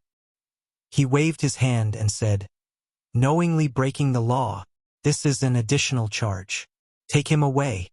Seeing Wang Luan being taken away, Yang Lin sighed and said, I told you long ago not to stand up for others when you shouldn't. You just wouldn't listen. Outside the Ministry of Justice, the officials from the Ministry of Personnel were dumbfounded. Everything was fine in the morning. They had just come out for lunch and the director was taken away. The onlooking commoners were also discussing. This family, both the father and son, were arrested. What a sin. The father committed a sin, and the son committed an even greater sin. They could have been released after a few years as compensation. Now they have been locked up for 20 years. When will they be released? Manager Wei's defense is really amazing. This is nothing. Just last month, there was a murderer who was sentenced to be banished to the army. His family spent a lot of money to hire Manager Wei to defend him. Guess what happened? What happened? He was just executed yesterday. In a room on duty in the Ministry of Justice, Wei Peng was writing a file. Yang Lin stood in front of the table and asked, you have a grudge with Wang Luan's son, right? Wei Peng nodded and said, we had a conflict before. Yang Lin said, be careful in the future. It's best not to bring personal grudges into official matters. Wei Peng said, this official understands. Yang Lin shook his head and left. Because of the delay just now, the brush in Wei Peng's hand had been suspended in the air for too long. A drop of ink fell onto the half-finished file and quickly dyed it red, leaving behind a blob of ink. Wei Peng looked at the blob of ink and said in a low voice, come back. The blob of ink on the file quickly shrank and formed a blob of ink. It floated in the air and landed back on the brush. The paper was as clean as new. Compared to the demotion of the Minister of Personnel and the left and right assistant ministers, the imprisonment of a mere director of the Ministry of Personnel did not attract much attention. However, to the officials of the old party, this matter was worth paying attention to. Times had changed. In the past, they were in charge of the Ministry of Personnel. However, the director of the Ministry of Personnel was now the highest-ranking official in the Ministry of Personnel. Losing one of the two directors of the Ministry of Personnel was a great loss to them. In a certain residence in the southern courtyard, a secret meeting was taking place. Why did something suddenly happen to Wang Luan? I've asked Yang Lin. He's under the orders of the Secretariat. It should be Li Mu who's behind this. Wang Luan once received my order to persuade the imperial court to execute Li Mu's daughter. Now, I heard that Li Yi's daughter is living in Li Mu's house and is very close to him. Perhaps she has already become his woman. He's taking revenge. After a long silence, someone sighed and said in an unwilling tone, "In my opinion, we shouldn't provoke Li Mu for the time being. He has the Emperor's protection and doesn't reveal any flaws. We can't do anything to him and there's no need to fight to the death with him. Don't forget that we only have one opponent. As long as we defeat the Zhou family, no one will be a threat to us." Someone sighed and said, "Now, I'm afraid it's not about whether we should provoke Li Mu or not, but whether he should provoke us. If Li Yi's daughter is already his woman, then Li Yi is his father-in-law. It's very likely that he wants to avenge Li Yi. Hasn't he already overturned the verdict for Li Yi? Overturning the verdict is not revenge. Judging from Wang Luan's case, this person will seek revenge for the smallest grievance. Since he took action against Wang Luan so quickly, I'm afraid he won't let the others off easily." As soon as he finished speaking, someone knocked on the door from outside. He walked over and opened the door. A servant whispered a few words to him. When he walked into the room, his face was very gloomy. He said, "In addition to the left physician of the Ministry of Personnel, Wang Luan, the right physician of the Ministry of Personnel, Shui Yan, was also taken away by the people of the Imperial Clan Temple. Pa! Preposterous."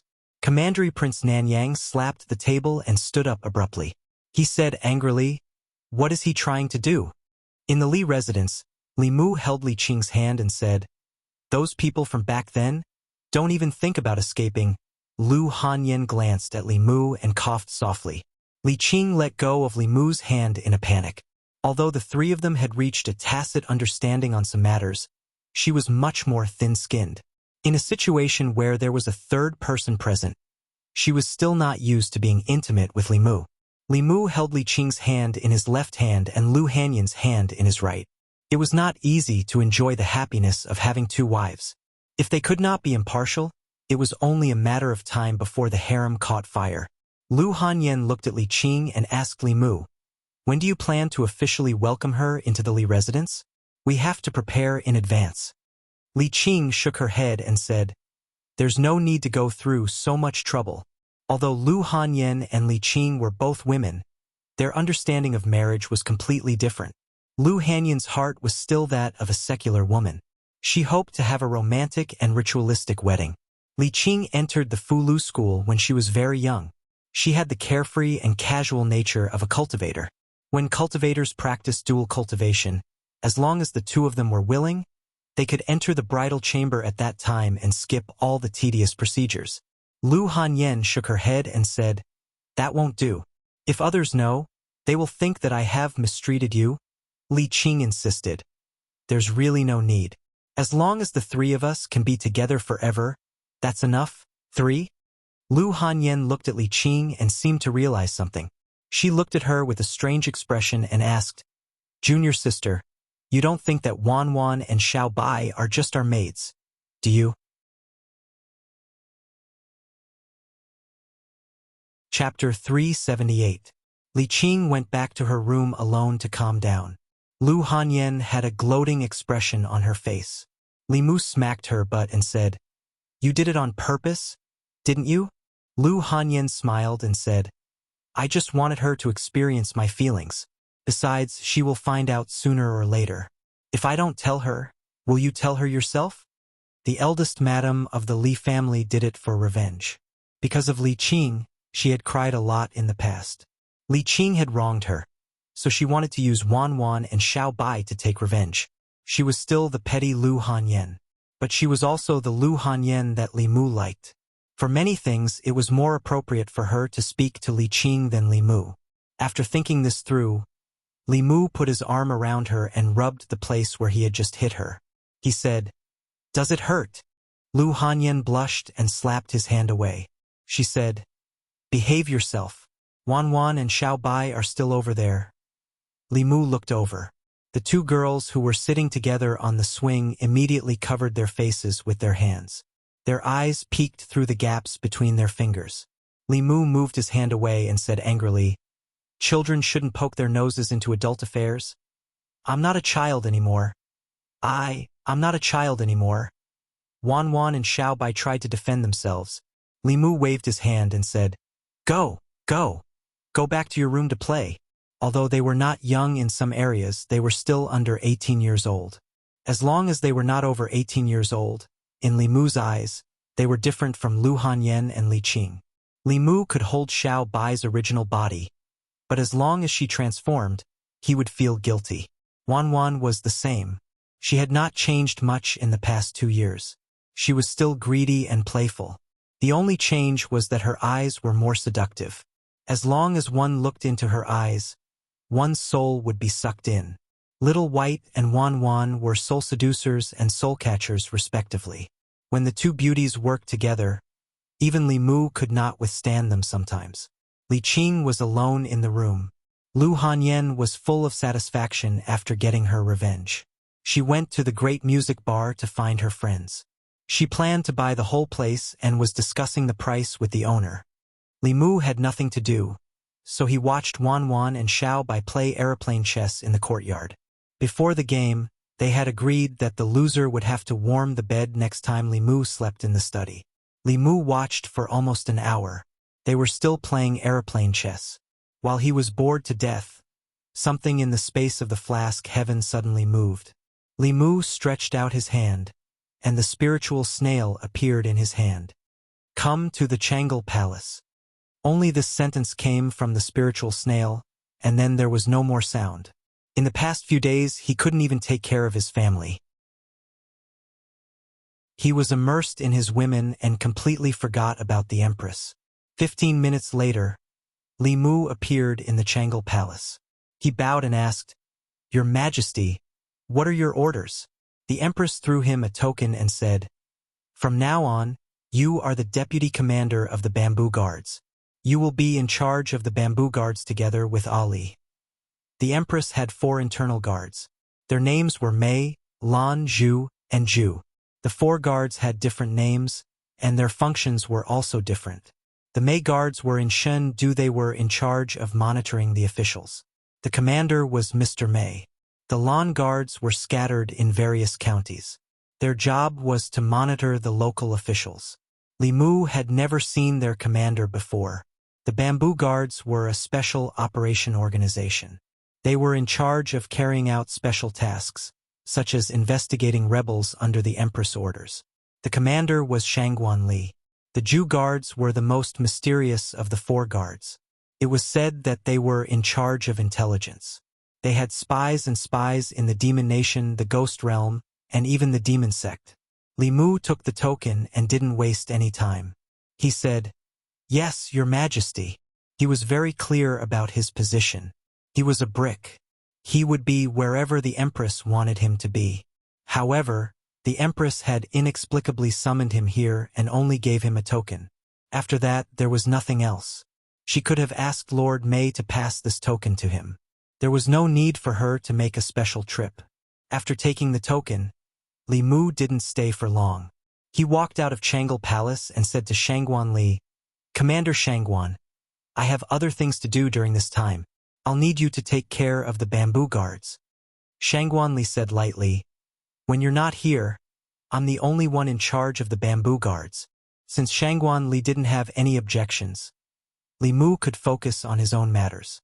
After leaving Changel Palace, he went straight back to Changel Palace. Zhou looked at the pile of memorials on the table and said, "Look, there's only one more woman by their side, and they don't even care about national affairs. They don't go to the imperial kitchen, and they don't come to Changel Palace. I should forbid them from taking concubines." Seeing that the Empress's attitude towards Li Mu was becoming more and more strange, Mr. Mei's face was bitter, but he couldn't say anything. In the Imperial Secretariat, Li Mu sneezed for no reason and crossed out 2 names on the list on the table. Lu Yi walked in from outside and put a few oranges on the table in front of Li Mu. He smiled and said, "Sir Li, these are oranges from my hometown. Although they're not as sweet and delicious as the tribute oranges, they still taste pretty good. You can take them back and try them." Zhongjuan didn't produce oranges. In the past, there were people who transplanted them and used their mana to carefully cultivate them. However, the fruit was small and bitter, so no one tried it again. This kind of fruit was usually transported from the southern counties. The price was ridiculously high, and it wasn't something that ordinary people could afford. Li Mu smiled and said, "Thank you, Sir Lu." Lu Yi had eaten Li Mu's tribute oranges before, so he only came to return the favor. He said, "You're welcome." He was about to leave when he saw a piece of paper on Li Mu's table. He asked, "What's this?" Li Mu said casually, "Oh, this. I have nothing to do, so I practice writing." "Sir Li is really elegant." Lu Yi smiled and complimented him. He left Li Mu's office, but he couldn't help but be curious. Who would practice writing using a person's name? Wang Luan, Chen Long seemed to be the left and right doctors of the Ministry of Rights. The names after that, Ai Tong, Wuxiang, Guang, sounded familiar. They seemed to be the officials of the Imperial Court Morning Court. A few days ago, the Imperial Court was in turmoil, and there was a big change that hadn't been seen for many years. Today, the change that affected countless officials finally calmed down. The Morning Court regained its tranquility. But soon, some officials found that the court today seemed to be too quiet, as if there were suddenly a lot of people missing. Some of the officials looked around and saw that there were indeed some empty seats in front, behind, left, and right. In the Ziwei Palace, the positions of the officials were fixed. The 3 provinces, 6 ministries, and 9 temples. The ministers, assistant ministers, doctors, ministers, and junior ministers all had their own positions. These positions were fixed. Every morning it was clear who was absent. Today there were many gaps in the neat line of officials. There were no empty seats for officials above the 4th rank in front of the palace. But starting from the middle of the palace, there were more empty seats for officials. There was almost 1 empty seat for every 2 people. In total, there were more than 20 officials who didn't come to the morning court today. Even if they asked for leave, it was impossible for 20 officials to ask for leave at the same time. Moreover, the officials in those officials' offices didn't have the approval of their superiors. What's going on? Where did Lord Ai go? Why didn't Lord Wu come? Lord Qin just took a concubine yesterday. Did he get up late? Lord Wang and Lord Qian didn't come.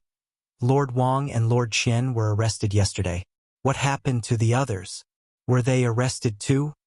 Ai Tong, Wuxiang, Guang. Lu Yi stood in front and listened to the officials' discussion behind him. He was a little confused. The names of these absent officials sounded familiar, as if he had seen them somewhere. Soon, he remembered where this inexplicable sense of familiarity came from. Weren't these people the officials Li Mu used to practice calligraphy? But even if Li Mu used their names to practice calligraphy, it shouldn't be to the extent that they disappeared. Could it be that he wasn't practicing calligraphy, but using a divine ability? He had never heard of a divine ability that could make people disappear just by writing their names. Combined with the strange situation in the court, Lu Yi quickly understood. That piece of paper wasn't used by Li Mu to practice calligraphy. It was a list of names. On that list were the names of the former Right Assistant Minister of the Ministry of Personnel, Gao Hong, the former Minister of the Ministry of Personnel, Duke of Nanyang. Xiaoyun. Lu Yi finally realized something and was shocked. He turned around to look at Li Mu. Li Mu grinned at him. Lu Yi immediately turned around and broke out in cold sweat. His mind was racing. His name didn't seem to be on that list. Shouldn't be. He even treated Li Mu to oranges. Southern Court. Gao Residence. Early in the morning, the gatekeeper of the Gao residence was taking a nap in the side room. Ever since his master was stripped of his official position, although fewer people came to the residence, he no longer needed to attend morning court. In the past, he would have to wake up early to open the door at this time. It wasn't like today where he could still laze around and take a nap at this time. To him, it was a good thing that his master was in trouble. Being able to sleep in the morning made life even better. Bang, bang, bang. While he was daydreaming, there was a sudden rush of knocking on the door.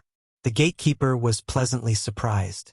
After a shiver, he was no longer sleepy.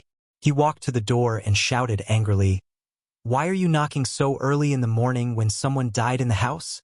This person was extremely rude when knocking on the door. Normal people would pay attention to the gentle knocks and pauses when knocking on the door. Only those who were announcing a death would knock so quickly. The knocking stopped and a voice came from outside. "I'm here to visit Lord Gao." Hearing the words "I'm here," the gatekeeper was already looking down on him. His anger hadn't subsided and he asked coldly, "Do you have something to say?" The person outside was stunned for a moment, then said, No. The gatekeeper said coldly. "If you don't have an appointment, bring the invitation when you do." The person outside said, "But I really have something urgent." The gatekeeper said, "No matter how urgent it is, you still have to make an appointment. This is Lord Gao's rule." The person outside the door said, "Can you make an exception?" The gatekeeper said rudely, "I can't make an exception." The person outside the door finally became angry and said coldly, "If you can't make an exception, then forget it. Men, prepare the explosive talismans." Chapter 379. Boom! The 2 explosive talismans pasted on the gates of the Gao mansion exploded under the control of his transcendence energy. With a loud bang, the 2 gates of the Gao mansion collapsed. The gatekeeper of the Gao mansion stood in the courtyard and stared at the collapsed gates in a daze. His mind was blank. His master was a respected figure in the fairy's capital. Even if he was no longer the assistant minister of the Ministry of Personnel, he was still the elder brother of concubine Gao, a relative of the royal family. Who would be so bold as to blow up the gates of the Gao mansion? Zhang Chun stood outside the gate and waved at the officials of the imperial clan temple. "Follow me in and arrest the guilty official." The loud noise at the gates had already alerted the people of the Gao mansion. In a split second, more than 10 maids and servants rushed out from various places. As soon as they arrived at the front courtyard, they saw the collapsed gates of the Gao mansion. The former right assistant minister of the Ministry of Personnel, Gao Hong, rushed out of the inner court. Seeing that the main gate of his residence had been blasted open, he was enraged. He glared at Zhang Chun, his eyes almost popping out of their sockets as he snapped, "Zhang, what are you doing?" Gao Hong hated Zhang Chun to the core. Not only because Zhang Chun took his position as the assistant minister of the Ministry of Personnel, but also because Zhang Chun was Li Mu's #1 lackey. If you hated someone, you would naturally hate everything about that person, including his lackeys. Zhang Chun looked at Gao Hong and said calmly, "There is a case that requires you to go to the Imperial Clan Temple. However, your gatekeeper refused to cooperate, so I can only take forceful measures." The gatekeeper of the Gao mansion hid in a corner, trembling and not daring to raise his head. Gao Hong held back his anger and asked, "What case?" Zhang Chun said, "You'll know when you get there." Gao Hong said coldly, "No matter what, I'm still the royal uncle. You don't have the right to summon me. If you want to summon me, show me the official seal of the Imperial Clan Temple." Zhang Chun looked at a minor official of the Imperial Clan Temple and asked, "Is there such a thing?" The minor official nodded and said, "Lord Gao's sister is the son of the former emperor's concubine, Concubine Gao of the Western Palace. To summon a member of the royal family or a relative of the emperor, you need the seal of the Imperial Clan Temple Master. Indeed, Lord Gao does not have this authority." Zhang Chun looked at Gao Hong and said, "You want the abbot's seal, right? Wait a moment. I'll be right back." Gao Hong's face darkened as he watched Zhang Chun leave with his men. Since Zhang Chun dared to come knocking on his door, he must have gotten hold of something that could be used against him. He couldn't figure it out at the moment. As he walked out of the main gate of the Gao mansion, Zhang Chun looked back and said, "Before I return, you are not allowed to go anywhere. If you leave the Gao mansion by 10 feet, you will be considered a fugitive." The Imperial Clan Court can arrest you or execute you. Gao Hong's face darkened, but he still retracted his foot. He walked back to the Gao mansion and said to a servant, "Go to the royal prince's mansion of Nanyang and inform the royal prince of this." On the way back to the Zongjing temple, Zhang Chun muttered, "The Gao manor doesn't look small. There should be 5 entrances, right?" A minor official beside him said, "The Gao residence is a standard 7-sectioned mansion." 7. Zhang Chun thought about how his mansion only had 4 entrances, and there were only 2 maids and 2 servants. Just now in the Gao residence, there were almost 20 maids and servants who rushed out in an instant. Zhang Chun's heart was filled with envy. At this moment, the minor official continued, "That's nothing. The royal prince of Nanyang's mansion is the bigger one. It has 10 entrances and 10 entrances. He has 13 wives and concubines, and each of them has their own independent courtyard. Each of them has a senior maid and 4 junior maids. There are artificial mountains, ponds, and beautiful pavilions in the mansion." Zhang Chun thought about his dream of living in a 5-section mansion before he retired. He shook his head and said, "The layout is too small." The group walked through the palace gates and returned to the Zongjing temple. They didn't know that the imperial court was in an uproar. The number of officials in the imperial court was mysteriously reduced by more than 20. The morning court could no longer be held. Some officials even guessed that the powerhouses of the demon sect had sneaked into the fairies' capital and killed these officials to create chaos in the imperial court. After that, Mr. May clarified that the demon sect had nothing to do with this. Last night, it was the Zongjing Temple's deputy minister, Zhang Chun, who led the Zongjing Temple's people to arrest the guilty officials. He told the officials not to worry. It would have been better if Mr. May didn't clarify. After he did, the officials became even more worried. What? These officials were all arrested? More than 20 people were all arrested and sent to the Zongjing Temple? What's going on? Are we in trouble too? 20 officials of the imperial court had been arrested in one night. Without knowing the reason, all the officials in the Great Hall felt threatened, especially those who were close to these two. They were even more frightened. At some point, an official seemed to realize something. He mumbled, These people are all accomplices in Li Yi's case." His words woke everyone up.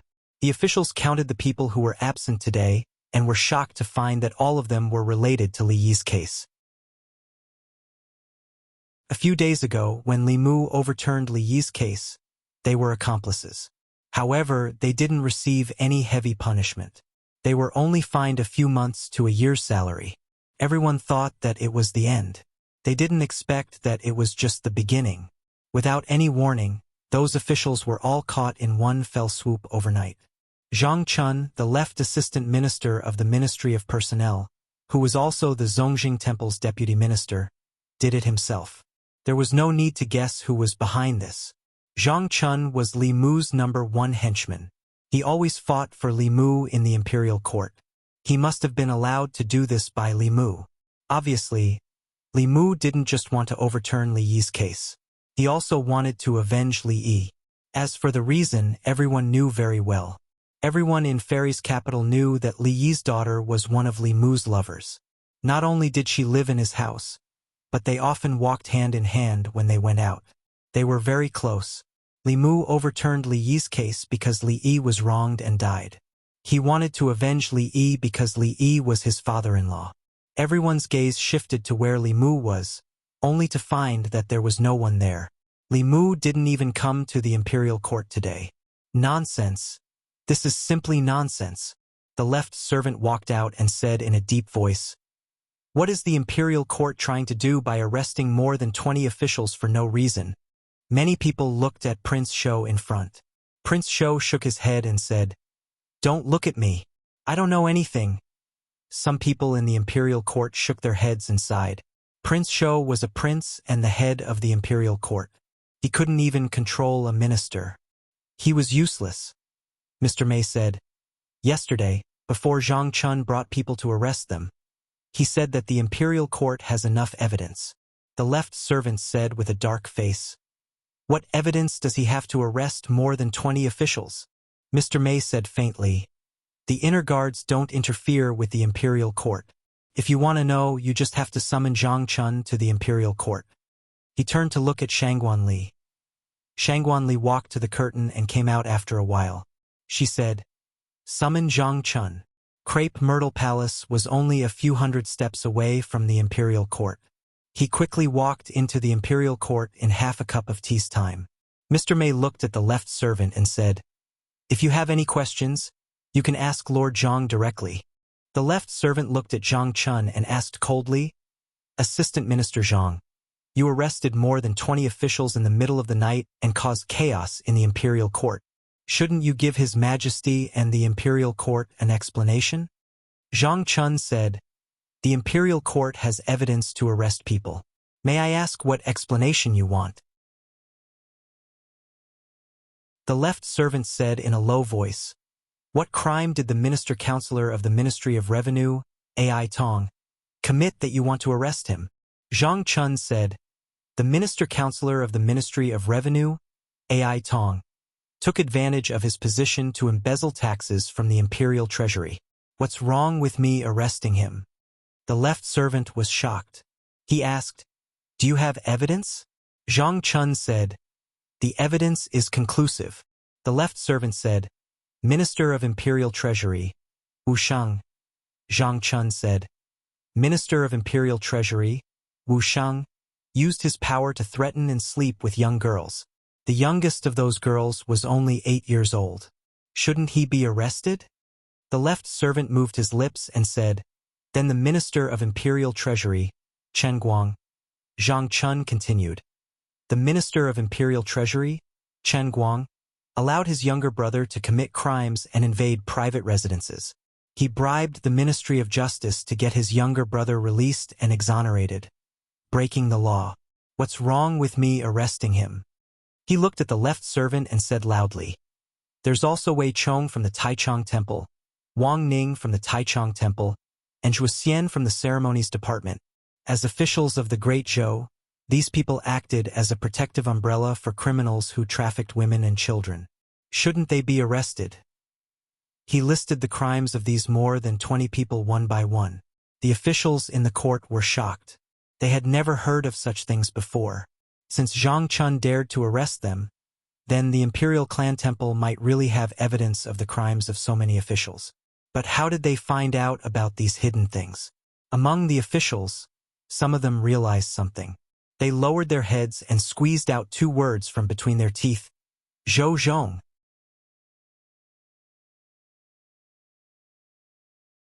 Chapter 380. In the Imperial Kitchen. Ever since Lu Hanyan and Li Qing opened their hearts to each other, Li Mu didn't want to go home. He didn't want to leave home. Of course, because of this, he came to the palace less often, and he hadn't been to the imperial kitchen for a long time. When it was only Lu Hanyan and the Empress, Li Mu could still take care of them. But when Lu Hanyan came to Chengdu and Li Qing moved in, the number of people who needed to be with him increased from 1 to 3. Li Mu was a little busy. This made him realize that he still had a lot of shortcomings in terms of time management. Mr. Lu Sun once said that time was like water in a sponge. If he could make use of the time he spent standing in a daze in the morning court, he could at least cook a bowl of piping hot noodles for the Empress after the morning court. Mr. May once mentioned by accident that the Empress liked to sleep in, so she often didn't eat breakfast in the morning. After the court, it was still early before breakfast time, so she might as well eat something to fill her stomach. Li Mu knew why the Empress liked to sleep in. It was because she couldn't fall asleep at night, so she would cook conch porridge with Li Mu in the middle of the night, or enter his dreams to teach him how to cultivate. As a cultivator in the upper 3 realms, she wouldn't feel tired even if she didn't sleep for a month. But cultivators were still people, and nothing could replace the joy and happiness brought by sleeping. Of course, that was in the past. At that time, Li Mu and she were both single. Now, Li Mu had his wife in his arms every night. Unlike the Empress, who had nothing to do during the long nights, he couldn't sleep beside Lu Hanyan and talk to another woman all night, even if that woman was Lu Hanyan's idol. While he was cooking the noodles, several imperial chefs were watching. Finally, one of them couldn't help but ask, "Lord Li, is there some secret to your cooking?"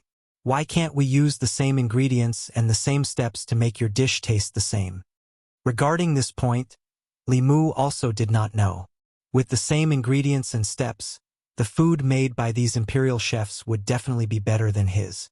Perhaps the empress was used to eating the food and liked his taste. After cooking the noodles, Li Mu calculated the time and arrived at Chang'e Palace just as the morning court session was about to end. Soon, a figure walked out from the back of the hall. Zhou Yi looked at Li Mu and said, "Is it because I spoil you too much that you are becoming more and more unruly? You even dare to sneak out of the morning court. And what's that smell?" Her throat moved, and her tone instantly softened as she asked, "Did you cook noodles?" Li Mu said, "I guess that your majesty probably didn't eat breakfast today, so I went to the imperial kitchen to cook a bowl of noodles." Zhou Yi slowly sat down, thought for a moment and said, "You are the deputy commander of the bamboo guards and also responsible for internal affairs. If there is an emergency in the morning court session, you can leave first. I won't blame you. Okay. Give me the chopsticks." Watching the empress eat the noodles in small bites, Li Mu asked, "Your Majesty, how is the situation in the court?" Zhou Yi slowly finished a mouthful of noodles and then said, "You don't know what the result of the trouble you caused will be. The court officials are all in danger, and the court is in chaos. The trouble was caused by you, so you are responsible for pacifying it." Li Mu said, "These more than 20 guilty officials deserve to be punished. Although it will cause chaos for a short period of time, as long as it's properly arranged, it won't affect the court too much. Your Majesty, you can quickly promote some experienced officials without any background to replace their original positions in the departments of those guilty officials. This way, the impact can be minimized and the normal operation of the Yamen can be maintained. At the same time, your Majesty can also publicize the crimes of these officials, and use this to win over the people. After Lord Li Yi overturned the case, the people of the 36 counties will greatly increase. After punishing these corrupt officials, your Majesty's reputation will reach the peak, and you will not be inferior to the previous wise emperors of Great Zhou. It will only be a matter of time before you surpass Emperor 1. Zhou Qiong didn't seem to be interested in Li Mu's pancake at all. Her mind was completely focused on the bowl of noodles in front of her. She was puzzled. The same noodles and the same side dishes. Why was it that the imperial chef's dish didn't taste as good as Li Mu's? She waved her hand and said, "Just do as you said. Go and arrange it." Walking out of Chang'e Palace, Li Mu's heart was slightly heavy. He was a little worried. If the empress favored him so much and let him make all the decisions, the court officials might be jealous and label him as a favored official who caused chaos. They might band together and get rid of him. No, he had to go back and fix the law bell as soon as possible. If the worst happened, the safety of his family would be guaranteed. When the time came, as long as the law bell covered the Li residence, there would be time to slowly shake people off. Li Mu returned to the secretariat. Lu Yi was about to leave the assistant minister's office, but when she looked up and saw him, she subconsciously retracted her foot. At the same time, in the Zongjing temple not far from the secretariat, Zhang Chun looked at Prince Shou and said, "Prince, without your seal, it won't be easy for me to catch people." Prince Shou shook his head and said, "If I give you my seal and let you catch our people, wouldn't I be in a difficult position?" Zhang Chun said, "According to the law, Gao Hong should be arrested." Prince Shou shook his head and said, "Whoever wants to arrest him can do it. In any case, I'm not arresting him." Zhang Chun gritted his teeth and said, "Then you are bending the law for personal gain. The next time I go to the imperial court, I will report you in the Golden Palace. As an official of the Zongjing Temple, you are bending the law for personal gain and shielding your accomplices. Your crime is not light." Prince Shou said angrily, "Are you threatening me?" Zhang Chun said indifferently, "This is persuasion." Prince Shou suddenly sighed and said, "You are threatening me with impeachment. If I arrest Gao Hong, they can't blame me. Show me the official document and my seal." Not long after, Zhang Chun brought people out of the Zongjing Temple and came to the southern courtyard, in front of the Gao residence. The morning court had already ended, and Gao Hong had already received news that Zhang Chun was not targeting him. Last night, more than 20 officials in the imperial court were arrested by the Zongjing Temple. Without exception, these 20 people were all officials of the old party. Gao Hong found it hard to believe that the Zongjing Temple had something on all of them. Even the Empress's internal guards did not have this ability. There was no doubt that there was a traitor among them. As for who the traitor was, it couldn't be any more obvious. Gao Hong gritted his teeth and said, "Zhou Zhong, you should be hacked into pieces." As the assistant minister of the Ministry of Justice, Zhou Zhong had gained their trust over the years. The Ministry of Justice had also become a shelter for the old party officials. No matter what crimes they committed, they could be cleared of any crimes through the Ministry of Justice. Zhou Zhong had helped the old party officials time and time again, and his status in the old party had also risen. At the same time, Zhou Zhong also had many things on them. Facts had proven that the more they valued someone, the deeper they were hurt. In just a month, Zhou Zhong had betrayed them twice. Previously, when he turned himself in and overturned Li Yi's case, he had already caused the old party to lose an arm.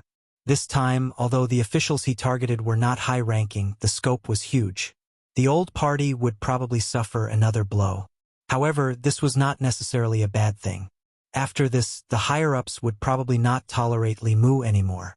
Even if it went against the emperor's will, they would resolutely get rid of him. Before that, he just needed to wait for news. Gao Hong did not receive any news, but Zhang Chun did.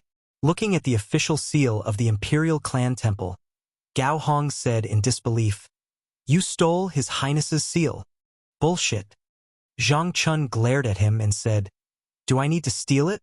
I just need to tell him that you, Gao Hong, are guilty." If he didn't seal it, he would be bending the law for favoritism and covering up for his accomplice. "I will have the imperial court impeach him, and he will confess everything." Gao Hong's lungs were about to explode. He gritted his teeth and said, "Coward!" Zhang Chun waved his hand and said, "If you want to scold him, go to the Imperial Clan Temple and scold him in front of him." "Lord Gao, do you want to leave by yourself? Or do we have to escort you?" Gao Hong snorted and said, "I'll leave by myself." He looked coldly at Zhang Chun and said, "Just you wait. Li Mu won't be able to jump around for long. When the time comes, the first one to die will be you." Zhang Chun glanced at him and said, "You might not be able to wait until that day." After having two people send Gao Hong to the Imperial Clan Temple, Zhang Chun waved his hand and said to the others, "Go to the next house." A moment later, at the Commandery Prince Mansion of Nanyang, the people of the Imperial Clan Temple knocked on the door for a long time, but no one answered. A low-ranking official helplessly retreated and said, "Lord, there's no one." Zhang Chun said indifferently, "Put on the explosive talisman." The two low-ranking officials stuck a few pieces of fulu on the door of the Commandery Prince Mansion of Nanyang. Zhang Chun used his magic power to control the fulu from a distance, and a powerful wave of spiritual energy erupted from the pieces of paper. However, as soon as the wave of spiritual energy was produced, a wave of water appeared on the door of the Commandery Prince Mansion of Nanyang. Wherever the wave of water passed, the waves of spiritual energy produced by the fulu were easily wiped out. A low-ranking official said, "The protective formation." He walked to Zhang Chun and said, "Lord, the protective formation here is too strong. We can't break it." Zhang Chun asked, "How did the Imperial Clan Temple solve this kind of problem in the past?" The low-ranking official said, "We would send an official document to the Ministry of Personnel and ask them to send a high priest from the High Priest Department." Zhang Chun thought for a while and said, "Let's go back to the Imperial Clan Temple first. I'll write an official document for you to send to the Ministry of Personnel." The low-ranking official looked at him and reminded, "Lord, you're the Assistant Minister of the Ministry of Personnel." Zhang Chun slapped his head and said, "How could I forget about this? Come, follow me to the Ministry of Personnel." Soon, there was no movement outside the Commandery Prince Mansion of Nanyang. Outside the door, the Commandery Prince of Nanyang waved his sleeves and snorted, "You're courting death." Without this incident, perhaps the higher-ups would continue to tolerate Li Mu. After this incident, getting rid of Li Mu was a top priority. At the same time, in a deep house in the southern court, there was a sound of gnashing teeth. Li Mu can't be kept alive anymore. This person's threat is even greater than Li Yi's back then. We must get rid of Li Mu, but His Majesty. With His Majesty's protection, it's impossible to get rid of him through the imperial court. If we want to get rid of Li Mu, we must restrain His Majesty and use special means. I'll go to the 100 Rivers Academy and meet the Dean. I'll go to the Myriad Scrolls Academy.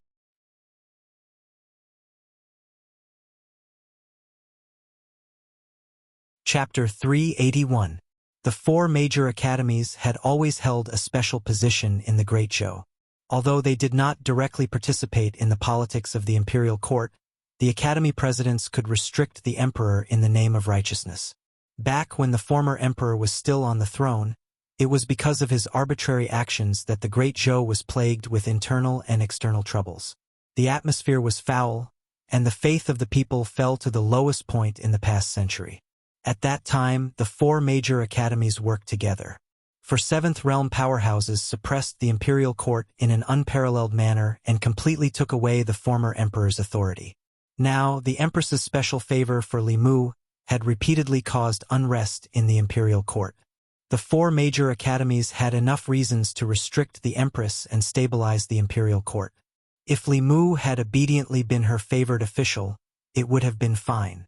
The old party would not take the risk of offending the empress and attack him just because she doted on him. However, his existence had already greatly damaged their vitality and strength. If this continued, even if the old party did not perish at the hands of the Zhou clan, they would perish at the hands of Li Mu. Li Mu must be eliminated. For this, they did not hesitate to force the emperor to abdicate. 100 Rivers Academy. A middle-aged man in luxurious clothes looked at Vice Academy President Chan and said, "I want to see the Academy President." Vice Academy President Chan asked, "The Academy President is currently in seclusion. What is the matter, Your Highness King Ping?" King Ping said solemnly, "This is a matter of great importance. The Academy President must come out of seclusion." Vice Academy President Chan said, "What exactly is the matter? Can you tell me first?"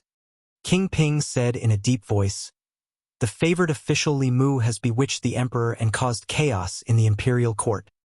His Majesty has been bewitched by him and indulged him in every possible way, allowing him to wreak havoc in the imperial court. If this continues, the consequences will be unimaginable. I would like to ask the Academy Presidents to persuade His Majesty to punish the demonic official Li Mu and return peace to the imperial court." Vice Academy President Chen glanced at him and shook his head. However, what the Academy sees is not so. Li Mu is called Qingtian by the people of Fairy's capital and is extremely loved by the people. Outside, he single-handedly dealt a heavy blow to the 10 demonic sections. Internally, he overturned the case of the favored official who was wrongly killed more than 10 years ago and punished the lawless officials in the imperial court. Because of what he has done, the people's faith in the Great Zhou has reached its peak in 50 years, far surpassing the time of the emperor. It is inevitable that His Majesty's favor. Although he is a favored official, Your Highness. King Ping opened his mouth and said, There is one thing that I hope Your Highness can understand." Vice Academy President Chun looked at King Ping and said slowly, "The Academy is the Academy of the Great Zhou, not the Academy of the Shao clan. If the Emperor is muddle-headed, the Academy should work together to support him. This is our duty. If the Emperor is wise, the Academy should do its best to assist him. This is also our duty. Whether His Majesty is wise or muddle-headed, it is not up to you to decide. It is up to the people to decide," King Ping said.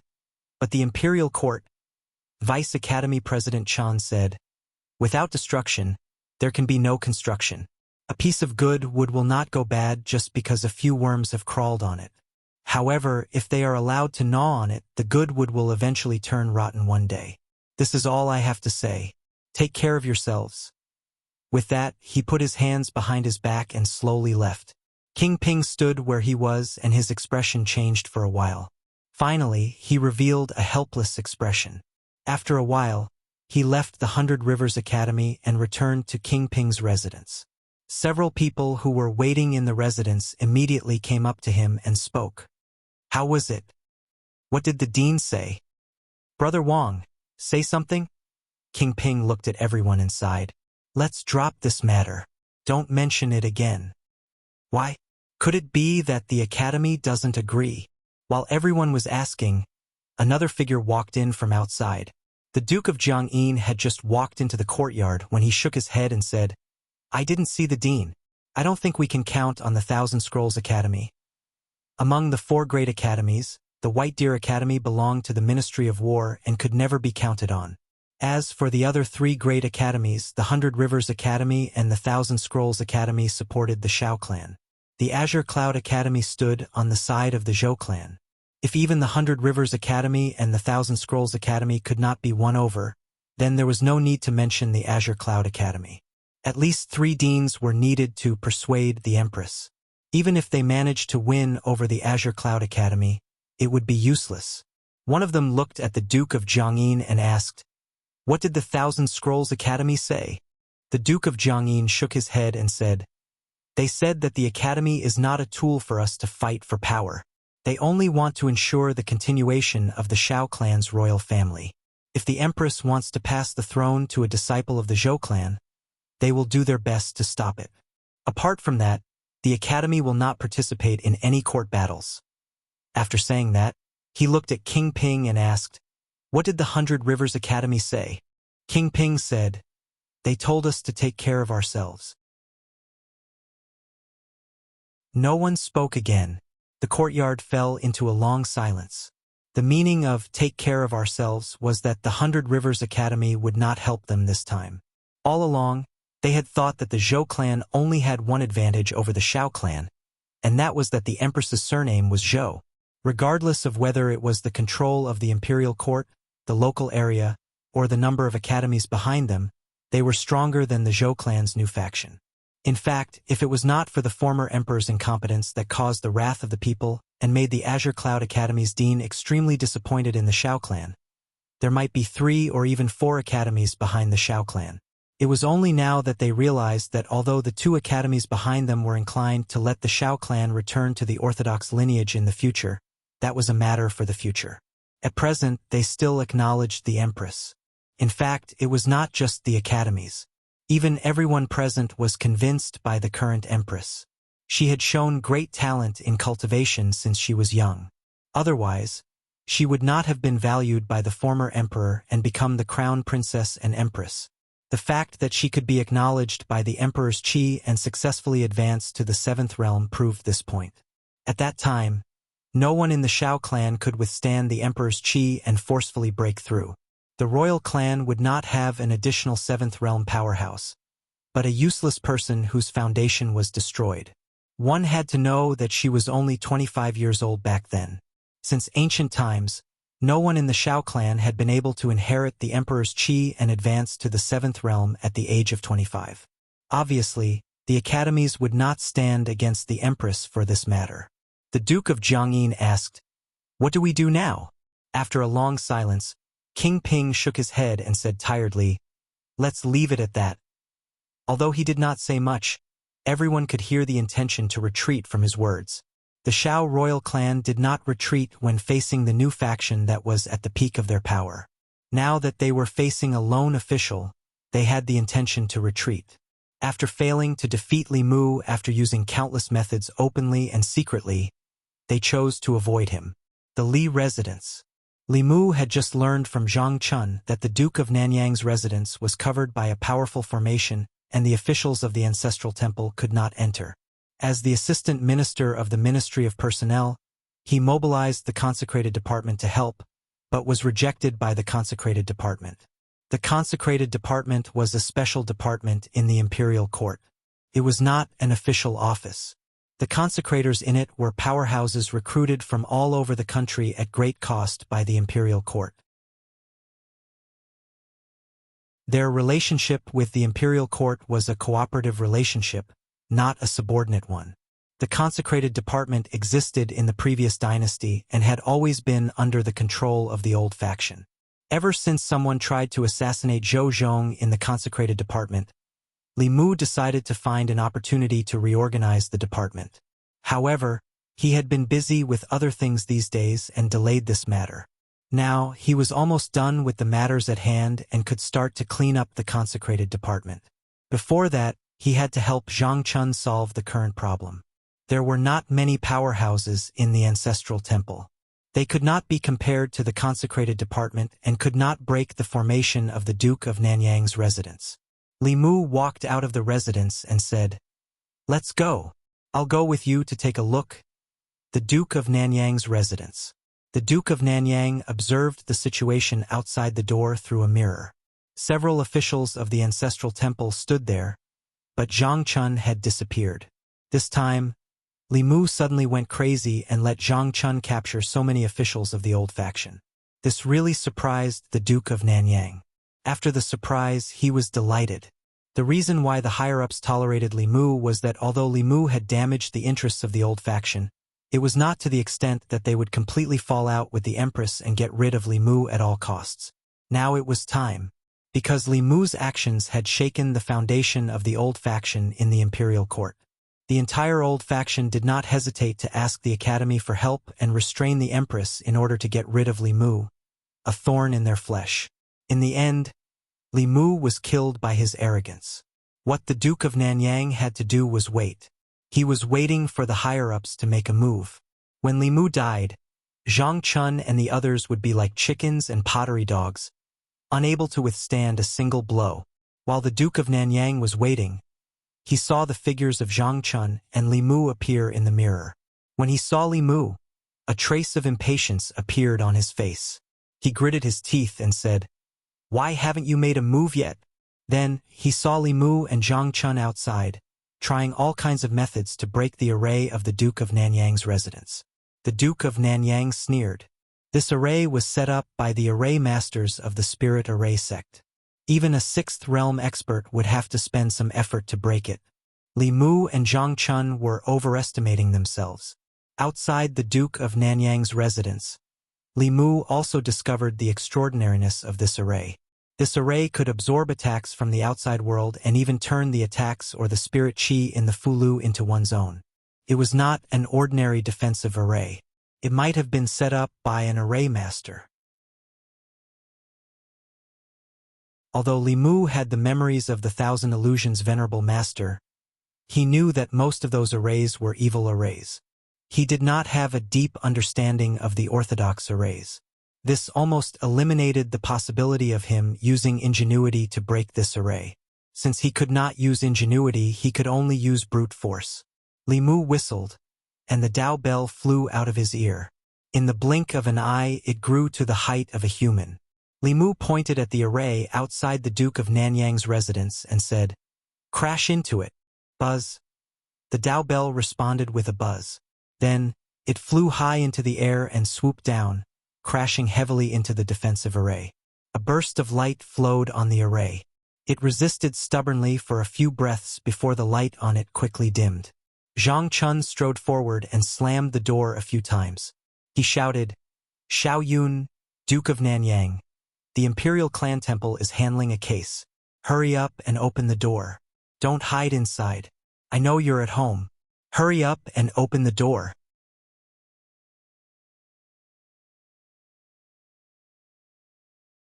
Chapter 382. Zhang Chun pounded on the door like he was announcing a funeral, but no one responded. He channeled his mana into his palms and slammed them down. The two doors collapsed inwards, and Xiao Yun, the Duke of Nanyang, appeared in front of him with a gloomy face. Zhang Chun stared at the Duke of Nanyang unhappily and asked, "The Imperial Ancestral Temple has summoned you to close your residence. Are you resisting arrest?" The Duke of Nanyang, the former Minister of Personnel, had fallen to the point where his residence was broken down and humiliated. The Duke of Nanyang could no longer suppress the anger in his heart. He wanted nothing more than to kill Li Mu and Zhang Chun. Thinking that the two of them would not last long, he forcefully used his mana to suppress his anger. He looked at Zhang Chun and said coldly, "Why would the Imperial Ancestral Temple come to my residence for no reason? I thought it was a bold bandit who attacked my residence."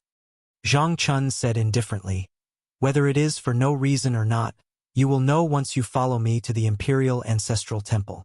The Duke of Nanyang said, "Do you have the official document from the Imperial Ancestral Temple?" Zhang Chun took out the official document with the seal of the Imperial Ancestral Temple and waved it in front of him. He asked, "Is this enough?" The Duke of Nanyang said calmly, "If that is the case, let's go." Even as a duke, he could not openly resist the Imperial Ancestral Temple, because it was equivalent to resisting the imperial court. However, this did not mean that he would submit to Zhang Chun and Li Mu. King Ping and the others had already gone to the academy to discuss with the dean. Eliminating Li Mu was already the top priority of the Shao clan. Perhaps at this moment, Baichuan and the two deans of the Myriad Scroll Academy had already taken action to restrain the Empress. The experts that King Ping and the others had arranged to clean up the Empress and kill Li Mu were already on their way here, Baichuan Academy. In the northeast corner of the academy, there was a bamboo forest that was green all year round. The students of Baichuan Academy would not easily approach this place. Everyone knew that this was the place where the dean cultivated. The dean of the academy was one of the few experts in the Great Zhou. He was deeply respected and loved by the students, and no one would disturb his cultivation place. In the depths of the bamboo forest, in front of a bamboo house, a hearty laughter could be heard. Beside the stone table in front of the bamboo hut, the man in white put down a word and said with a smile, "Zhao Qingsong, I haven't seen you in 2 years. Your chess skills are getting worse." The middle-aged man opposite him waved his hand, and the black and white chess pieces on the chessboard quickly flew up and returned to their respective baskets. He looked at the man in white and said, "What is there to show off? I was just careless and distracted. Otherwise, you would have lost 15 minutes ago." The man in white asked, "What can distract you?" The middle-aged man said, "I don't know if this change in the imperial court is good or bad." The man in white thought for a moment and said, "You mean that young man named Li Mu?" The middle-aged man said, "Who else could it be?" The man in white nodded and said, "Indeed, at such a young age, he has such a natural disposition. He has gathered the faith of the people in Shindu, can communicate with the heavens and earth, and can achieve the Tao with his words. He is also extremely talented in the Fulu Tao, and made the Fulu school bet its future on him. He can be said to be a hero of his generation. What kind of people are the Shao clan that you support? Why do they have to go against him instead of keeping the Zhou clan in check?" The middle-aged man looked at him and said, "The Zhou clan that you support is not much better than the Shao clan." The man in white crossed his arms and said calmly, "I just can't stand Xiao Jing's actions. If Emperor Cheng knew that the crown prince he chose was even more muddle-headed than him, and almost caused the great Zhou to be doomed eternally, he might as well smear that essence on the wall." The middle-aged man coughed softly and said, "Zhang Xingxue, you are the head of a school after all. You should at least show some respect to the late emperor and Emperor Cheng." The man in white waved his hand and said, "Let's not talk about those disappointing things. Li Mu is favored not only because he is handsome. His method of stabilizing the hearts of the people is really useful. In less than a year, the faith of the people in the various counties has surpassed the peak of the reign of Emperor Cheng and the late emperor. If this can continue, in the next 10 years, the glory of the reign of emperor may be reproduced." The middle-aged man seemed to think of something and murmured, "Could it be that he is also one of the descendants of the extinct 100 schools? There seem to be many among the 100 schools who cultivate with the faith of the people. He has always been trying to reform the law. Could it be the school of legalism? Establishing a heart for heaven and earth, establishing a life for the people, inheriting the lost knowledge of the past saints, establishing peace for all ages." The man in white whispered a few words and said, "It sounds more like the Confucian school. He has the ambition of ruling the world and is full of righteousness. It is very likely that he is a descendant of the Confucian school." The middle-aged man put down a chess piece and rubbed his chin. He said, The Confucian school has always been active in the court and respected etiquette. However, his actions are bold and radical, seeking change. It is not like the Confucian school, but more like the school of legalism. The man in white put down another chess piece and said, "Whether it is the Confucian school or the school of legalism, those who can rule the country are righteous. Let him be the Zongjing Temple." The prison of the Zongjing Temple, which had always been cold and cheerless, was especially lively today. More than 20 court officials were locked together, all frowning. Most of them had been brought from their homes by the people of the Zongjing Temple last night. Some of the officials had their doors blown up by Zhang Chun while they were eating dinner. Some of them had been pulled out of their beds while they were being intimate with their concubines.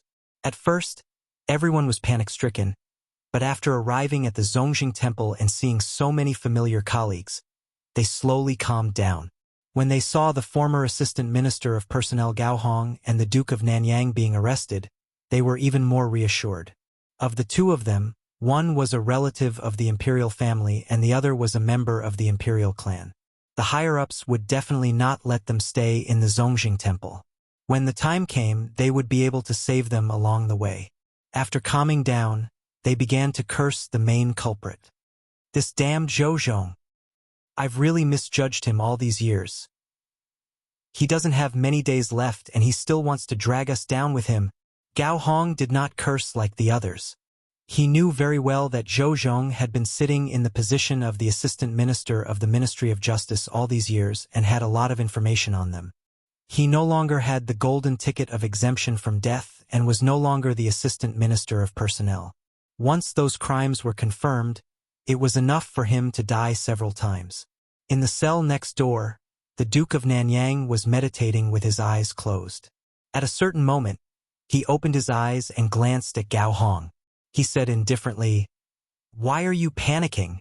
Gao Hong strode over and asked, "Duke, are you sure that the higher-ups will make a move on Li Mu?" The Duke of Nanyang said, "Li Mu has already forced them into this situation. Do you think they will continue to tolerate it?" Gao Hong said uneasily, "But it's been so long. Why hasn't there been any movement at all?" The Duke of Nanyang said indifferently, "What's the hurry? Perhaps they are already on their way." Gao Hong was still worried. He walked out of the cell and said to a jailer, "Go and invite His Highness Prince Shou here." Hearing this, the jailer quickly walked out of the prison. Although the prisoners in the cell were all criminals, they still had a higher status than the jailers. As a lowly jailer, he did not dare to disobey these people. After a while, Prince Shou walked in from the outside. He looked at the two of them and said, "What's wrong with you? Why are you caught again?" Gao Hong said, "Isn't it because Zhang Chun took the official document with your highness's seal?" Prince Shou frowned and said, "Why? Are you blaming me? Zhang Chun threatened me. If I didn't do it, I would be bending the law. He even said that he would impeach me in the Golden Palace. What can I do? All of you didn't clean up after what you did and now blame me. Are you still human?" Gao Hong quickly said, "That's not what I meant." Prince Shou said angrily, "Then what do you mean?" The Duke of Nanyang finally opened his mouth and said, "Now is not the time to talk about this. We want to ask Your Highness Prince Shou to go out of the palace and ask about the situation. Why haven't they made a move on Li Mu?" Prince Shou glanced at them and said, "Wait here, I'll go and ask." Half an hour later, in the southern court, Prince Ping's residence. Prince Shou sipped his tea and looked at Prince Ping. He asked, "What about the Duke of Nanyang, Gao Hong and the rest? Should I let them go?" Prince Ping stretched out his hand and said, "No." Prince Shou was stunned and asked, "Then what should I do?" Prince Ping took a deep breath and said, "According to the law, those who should be demoted will be demoted, and those who should be killed will be killed." Prince Shou spat out his tea and wiped his mouth with his sleeve. He asked, "Then what about the Duke of Nanyang?" Prince Ping shook his head and said, "Without the death exemption token, he can't be saved." Prince Shou was stunned and said, "Aren't you going to join forces with the academy to make a move on Li Mu?" Prince Ping said, "Li Mu is not our enemy. The Zhou family is. There's no need to take the risk. Prince Shou said. But that's not right. If Li Mu makes a move, Xiao Yun will die. Prince Ping leaned on the chair and slowly let out a sigh of relief. He said, he asked for it. 36 dukes. Even if one is gone, there are still 35. Smack! Prince Shou stood up abruptly and pointed at Prince Ping. He said angrily, how can you do this? Do you have any humanity left? Those are our beloved friends. Prince Ping also stood up and said coldly, what do you know? We're looking at the big picture. Prince Shou stared at him for a long time and finally sat back down. He leaned weakly on the chair and said, the blood flowing in his body is the same as ours. Prince Ping said, it's because the blood flowing in his body is the blood of the Xiao family. When necessary, he should sacrifice himself for the Xiao family. Ancestral temple. After 2 hours, Prince Shou reappeared in the heavenly prison. Gao Hong and the Duke of Nanyang were already anxious from waiting. The Duke of Nanyang was still able to maintain his calm while Gao Hong grabbed the bars of the cell and looked in a certain direction. When he finally saw the chubby figure of Prince Shou, he asked anxiously without waiting for Prince Shou to come closer. Your Highness, how is it?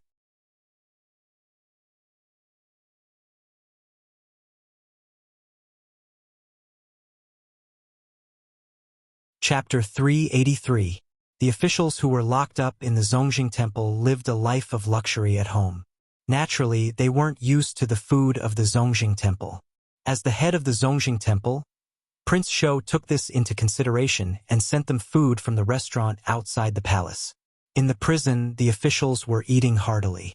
This pork shoulder is from the Wafting Fragrance Restaurant. It's definitely from the Wafting Fragrance Restaurant. The smell of the wine can't be wrong. The food of the Zongjing Temple is really hard to swallow. The Wafting Fragrance Restaurant is the best. Thank you, Your Highness Prince Shou. Other than having their freedom restricted, the 20 officials didn't suffer much in the Zongjing Temple. Prince Shou arranged a single cell for each of them and changed the bedsheets. In order to protect their privacy, he even had people separate the cells with curtains. 3 meals a day, breakfast, lunch, and dinner. 2 hours in advance, the prison guards would send the menus from the various restaurants in the divine capital. Each of them could order 4 dishes, 1 soup, and a pot of wine. If they were hungry in the middle of the night, they could even order supper. For this, Prince Shou specially invited the chefs of the Wafting Fragrance Restaurant to the Zongjing Temple to be on standby. Even if these officials had more needs in the middle of the night, the chefs would have to crawl out of bed to satisfy them. In terms of food, the food these officials usually ate at home wasn't as good as the food in the Zongjing Temple. Not only that, Prince Shou even considered their physical needs and used his sedan to secretly bring the girls from the brothels outside the palace into the Zongjing Temple to comfort these officials at night. This made the officials in the prison change their impression of Prince Shou. Other than his stupidity and cowardice, Prince Shou still had his shining points. Despite the risk of being impeached by the censor, he still took care of these criminal officials meticulously. This wasn't something that anyone could do. It was really good to have one of their own in the Zongjing Temple.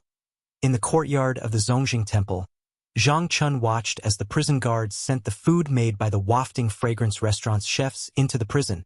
He looked at Prince Shou and said slowly, Your Highness, isn't this a little too much? Too much? King Shou glanced at him and said, How is this going overboard? When you took special care of Li Yi's daughter, did I say anything overboard? Why are you like this? Zhang Chun was stunned. I just covered her cell with a curtain and changed her bed. King Shou said, I also covered up their cells and changed their beds. Zhang Chun looked at the busy figures in the kitchen of the Zongjing Temple and said, But you brought the chef of the restaurant into the palace. Isn't that too much?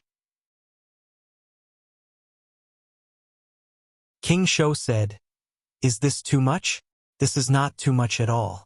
Let me tell you what is too much. Li Mu used His Majesty's imperial kitchen to cook for other women. This is what is too much. Zhang Chun was stunned and said, But you can't let them drink. The imperial ancestral temple strictly forbids prisoners from drinking. After that, he waved his hand and said, Let's not talk about the wine you gave to those guilty officials. You even found women for them. What do you think the Zongjing Temple is? A restaurant or a brothel? King Shou glanced at him and said, Ordinary prisoners have to eat a full meal before they are executed. Are you in charge of the Zongjing Temple or am I? Zhang Chun said angrily, You? Then, he seemed to realize something and looked at King Shou in shock. King Shou sighed and shook his head. Zhang Chun silently shut his mouth. After thinking for a while, he said, Even if you want to find women from the brothel, Your Highness' taste is too unique. You don't let them enjoy, but let them suffer. I know of a brothel in Luoyang. The women there are very beautiful, King Shou said indignantly. What's wrong with my taste? They are fat and chubby. Aren't they good? In the prison, 2 officials had just finished their sweet and sour fish. As they picked their teeth with the fish bones, they complained, Everything about His Highness King Shou is good, but I really can't agree with him when it comes to women. I can't even bear to touch the women he finds. King Shou walked in and said, If you're not satisfied, I'll give you a beautiful one tonight. The official smiled and said, Thank you, Your Highness. King Shou walked to the innermost cell and asked Commandery Prince Nanyang, Are you used to it? Commandery Prince Nanyang said, Not really, but thank you for taking care of me. At first, Commandery Prince Nanyang looked down on King Shou. Although King Shou was one of the 7 one-word princes and his status was much higher than his, everyone in Luoyang knew about King Shou's cowardice and incompetence.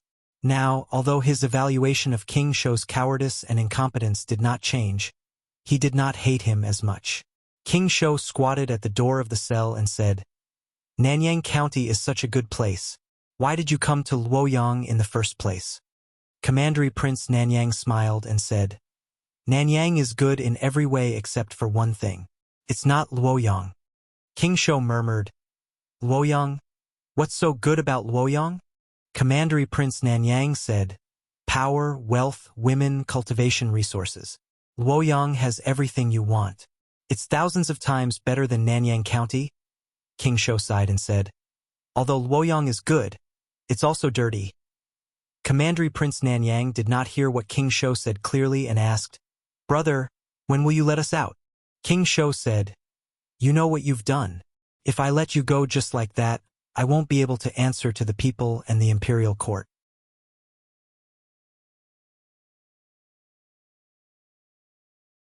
According to the law of the Great Zhou, he is sentenced to death by beheading. Wei Chong, Wang Ning, and Zhuo Xian. As officials of the Great Zhou, they participated in the trafficking of women and children and acted as a shield for evil forces. They are sentenced to death by beheading. Minister Chun Guang. They are sentenced to death by beheading. When Zhang Chun announced the sentence, there was no fear on the faces of the officials in the court. Some of them even looked at each other and laughed. It wasn't that they weren't afraid of death. It was just that King Shou had already made it clear to them that this was just an act. When the time came, not only would they not die, but they would also usher in a more glorious life with a new identity. The death penalty documents of these officials had already been reviewed multiple times. After Zhang Chun announced the sentence in the court, more than 20 people were escorted to the execution ground. King Shou stood outside the Zongjing Temple and nodded at all the guilty officials who walked out of the temple. After receiving the hint from King Shou, everyone felt more at ease. They rushed to the execution ground without any fear, looking quite resolute. On the execution ground, screens surrounded the execution ground. The people below the execution ground couldn't see the specific situation on the execution ground. This time, those who were to be executed were all officials of the imperial court. There were even relatives of the emperor. The scene of their execution couldn't be seen by the people. Li Mu held Li Qing's hand and stood in the crowd. The main culprits and accomplices who framed her father back then were almost all here. Li Mu promised her that all the culprits of the case back then would receive the punishment they deserved. Behind the screens, more than 20 people knelt there. There was still no fear on their faces. Some of them even looked back at the executioner with a smile. Even though the executioner was used to big scenes, he still felt goosebumps from the strange gazes of these people who were about to die. Zhang Chun sat at the executioner's seat. He looked up at the sky, grabbed a bunch of sticks, and threw them out. He said, "The time is up. Start the execution." The executioner's knife was raised high and quickly brought down. Looking at the heads rolling next to him, one of the officials sighed in his heart. A seventh realm cultivator was indeed a seventh realm cultivator. This kind of realistic illusion almost fooled him, let alone the people. There were also a few people whose expressions changed when they noticed the blood of the people next to them splattering on them. However, the executioner behind them didn't give them time to think. With a slash of the knife, the heads were separated from the bodies and their souls scattered. Before and after the execution ground was completely silent. In the past, before the execution, the prisoners would cry and howl. This was probably the quietest execution that the people of the fairies' capital had ever seen. King Shou stood outside the execution ground and sighed deeply. He muttered, "In your next life, be a good person."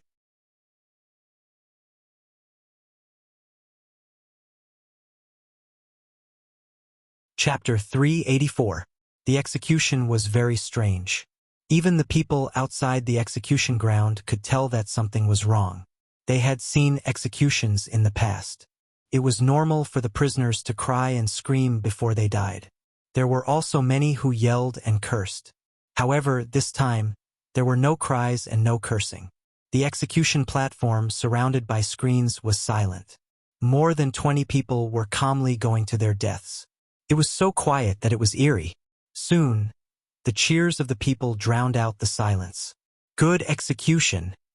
They are all criminals who wronged Lord Li back then. These people deserve to die. Lord Li can rest in peace now. At the front of the crowd, Li Qing held Li Mu's hand tightly and said, "Let's go." The two of them turned around. The people took the initiative to open a path for them. They walked slowly. The people behind them watched them leave. They clasped their fists and said, "I wish Lord Li and Miss Li a long and happy life together. Grow old together. May you have a child." More than 20 guilty officials were beheaded, and the people all clapped their hands in joy.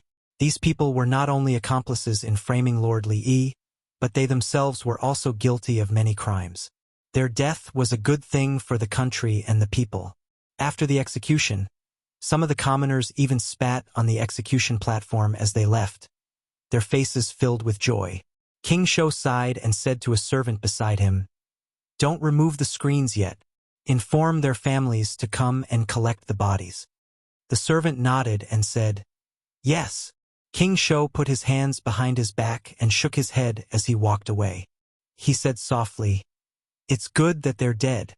There's no more trouble after they die?" Zhang Chun walked behind him and said, "These people have committed countless crimes. It's too easy for them to die like this." Although these criminals were dead, they still thought that it was a trap. After today, they would reappear in the divine capital with a new identity. Although they died in the end, at least they didn't feel fear or pain before they died. King Shou said casually, "In life, there are some things that shouldn't be taken too seriously. It's fine if it's not too bad." The news that more than 20 officials from the old party, including Commandery Prince Nanyang and the elder brother of the concubine dowager, had been beheaded at the street corner quickly swept through Luoyang and shocked countless people. Are they really dead? No one saved them? The Shao clan hasn't done anything. Are they just going to be abandoned like that? What are they afraid of, and what are they afraid of? You still don't understand. They're obviously afraid of Li Mu. At the Zhou family's banquet, Zhou Chuan's face was pale. Chen Jian was dead, Gao Hong was dead, and the Duke of Nanyang, Shao Yun, was dead. Of the 7 main culprits back then, only he, the Duke of Zhongyong, and the Duke of Peace and Peace were left. Li Mu didn't even spare the accomplices, so how could he spare the main culprits? In particular, the death of the Duke of Nanyang had made him even more terrified. Even the Shao royal family could not escape Li Mu's punishment, let alone him. Zhou Chun lowered his head to eat, but his forehead was full of cold sweat. He knew what his father was worried about. The Duke of Nanyang and those people were dead. Perhaps his father would be his next target. More than half a year ago, Li Mu was still a small official in a remote county. Unexpectedly, in just half a year, he had grown into an existence that even the old party did not dare to provoke. The Shao royal family was not as fearful of the Zhou family as they were of Li Mu. Just before he came to Luoyang, Zhou Chun had tried to send an assassin to finish him off, but it had ended in failure.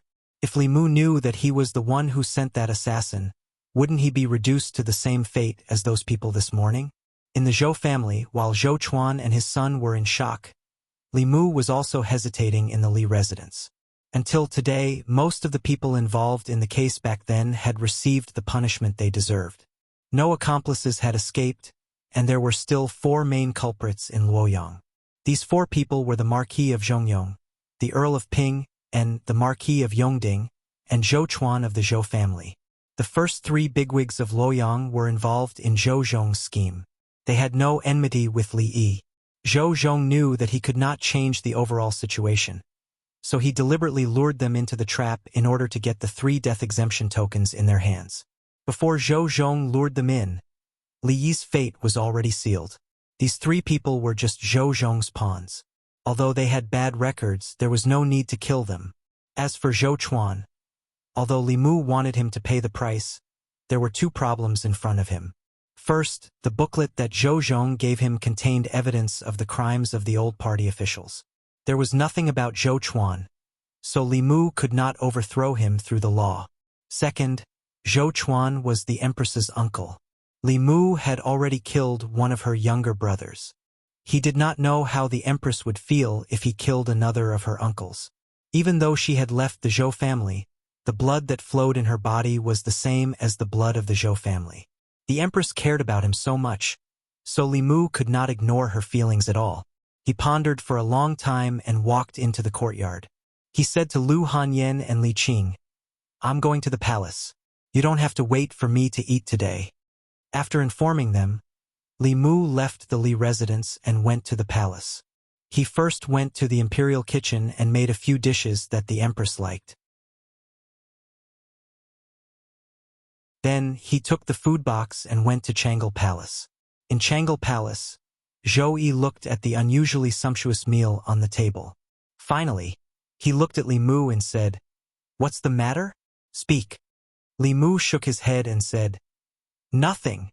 Zhou Yi picked up his chopsticks and said, "I'll only give you one chance."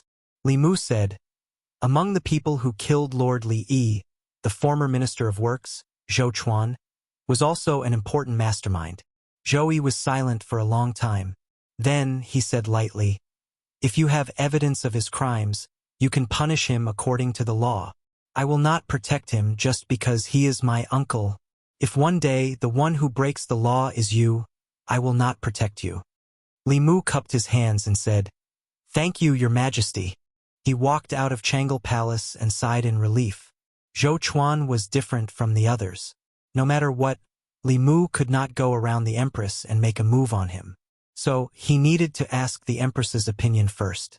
After getting the Empress's approval, there was only one problem left to solve. That was how to collect evidence of Zhou Chuan's crimes. The new party had only been established for 3 years. Moreover, the officials of the 2 parties were very different. The old party consisted mostly of influential officials, while the new party consisted mostly of new officials. In comparison, the influential officials had more misdeeds. Collecting evidence of the old party officials' crimes was easier than collecting evidence of the new party's crimes. Moreover, compared to the old party, the new party had stronger restrictions on the officials. This was also one of the reasons why Zhou Zhong had not been able to collect evidence of Zhou Chuan's crimes for so many years. Li Mu did not think that Zhou Zhong would be able to do something that Zhou Zhong had not been able to do for so many years. He walked out of the palace gates and stood outside for 15 minutes. Then, he walked toward the northern courtyard. This time, he did not go home. Instead, he stopped in front of another tall gate. Li Mu walked up and knocked on the door knocker. Soon, the gate opened a crack. A servant poked his head out and asked, "May I ask who your excellency is and why you have come to Zhou Mansion?" Li Mu looked at Zhou Mansion's gatekeeper and said indifferently, "Please go in and inform them that Censor Li Mu of the Secretariat has come to visit." A moment later, Zhou Chuan frowned and anxiously paced around the hall. He muttered, Li Mu, what is he doing here? I won't see him. Let him go back. Zhou Xiong stretched out his hand and said, No, if word gets out, outsiders will think that our Zhou family is afraid of Li Mu. Let him in. Zhou Chuan said, Second brother, but It's fine. Let's see what he wants first. Zhou Xiong waved his hand and said, His target might be you. Third brother, you should leave for now. After Zhou Chuan left, Zhou Ting said, I'll leave as well. His only son had died at the hands of Li Mu. He could not face Li Mu calmly. A moment later, under the guidance of a servant, Li Mu passed through 2 doors, walked through several corridors, and arrived at a hall. Zhou Xiong was the only one in the hall. Li Mu walked into the hall. Zhou Xiong said indifferently, Lord Li, please take a seat. There's no need for that. Li Mu shook his head and said, I'm here today to tell you one thing. Zhou Xiong picked up his teacup and asked, What is it? Li Mu said, Zhou Chuan of the Zhou family was one of the main culprits who framed my father-in-law. Zhou Xiong said in a deep voice, That case is over. Li Mu said, That's what Duke Nanyang and Gao Hong thought too. Duke Nanyang and Gao Hong had just been executed. This was a blatant threat. Zhou Xiong slammed his teacup on the table and said loudly, Li Mu, what are you trying to say? Li Mu said indifferently, Let Zhou Chuan ask to be exiled and this matter will end here. Zhou Xiong was stunned for a moment before he became furious. He stood up and gritted his teeth. You're dreaming. Li Mu shook his head and said, If it weren't for His Majesty, I would do it myself. At that time, it won't be as simple as being exiled. Don't force me. Zhou Xiong wanted to throw his teacup at Li Mu's face. He came to the Zhou family and asked the Zhou family to ask to be exiled. Who was the one forcing who? Zhou Xiong said angrily, What right do you have to say that? Li Mu looked at him and said, When I was in the northern county, I was assassinated. Don't think that I don't know that the mastermind behind the assassination was Zhou Chuan's son, Zhou Chun. Crash.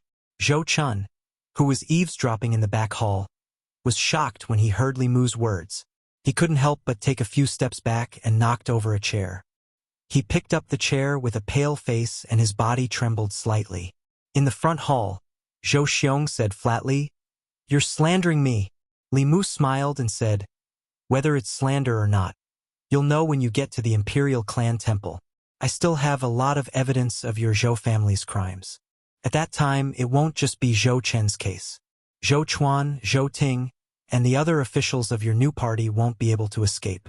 The fate of those officials on the execution ground today will be your fate.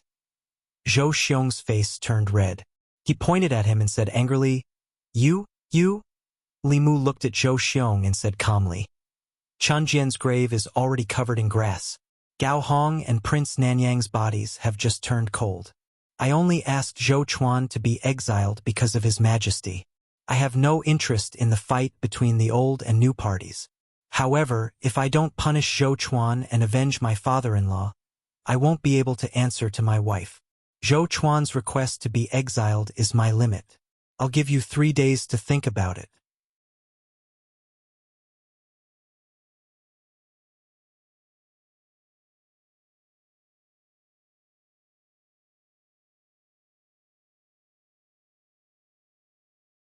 Although Zhou Chuan did not die, the crime of being sent to prison was not much different from delaying the execution of the death penalty.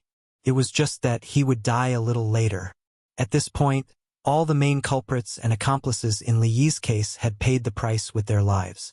The other 3 fish that escaped the net, the Marquis of Zhongyong, the Earl of Ping'an, and the Marquis of Yongding, disappeared from Luoyang overnight after hearing and witnessing these things. Someone saw them leave Luoyang with their family the night before the execution of the Commandery Prince of Nanyang. Li residence. After Li Mu heard these things, he heaved a long sigh of relief. He pulled Li Qing into his arms and whispered in her ear, It's all over. Li Qing was silent. Not long after, a wet mark appeared on Li Mu's chest. After 14 years, The injustice of the Li residents was finally redressed. Those people who had inflicted suffering on them back then had finally received their overdue judgment 14 years later. Li Qing could only completely let go of certain things that she had been carrying in her heart at this moment. Li Mu hugged her. After a while, when he lowered his head, he realized that Li Qing had fallen asleep in his arms. He carefully carried her back to her room and placed her on the bed. He kissed her forehead gently and left the room. Zhou Chuan had volunteered to be banished. Li Mu had no intention of continuing to fight the Zhou family to the death. Firstly, he did not have anything on the Zhou family. He could trick them once, but he might not be able to trick them a second time. Secondly, 2 of the 4 brothers of the Zhou family had already died at the hands of Li Mu. Zhou Chu had even died at his hands. If he continued to be aggressive, he might be driven into a corner. Most importantly, he had to consider the Empress. After all, that was the family that had raised her.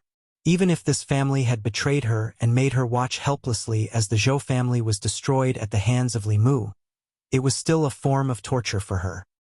He had used less than a year to go from a nameless minor official to a person that both the new and old parties feared. In less than a year, too many changes had happened in Luoyang. As Li Mu walked on the streets, he no longer saw numb faces. The people's backs were straight, their eyes were bright, and they smiled from the bottom of their hearts.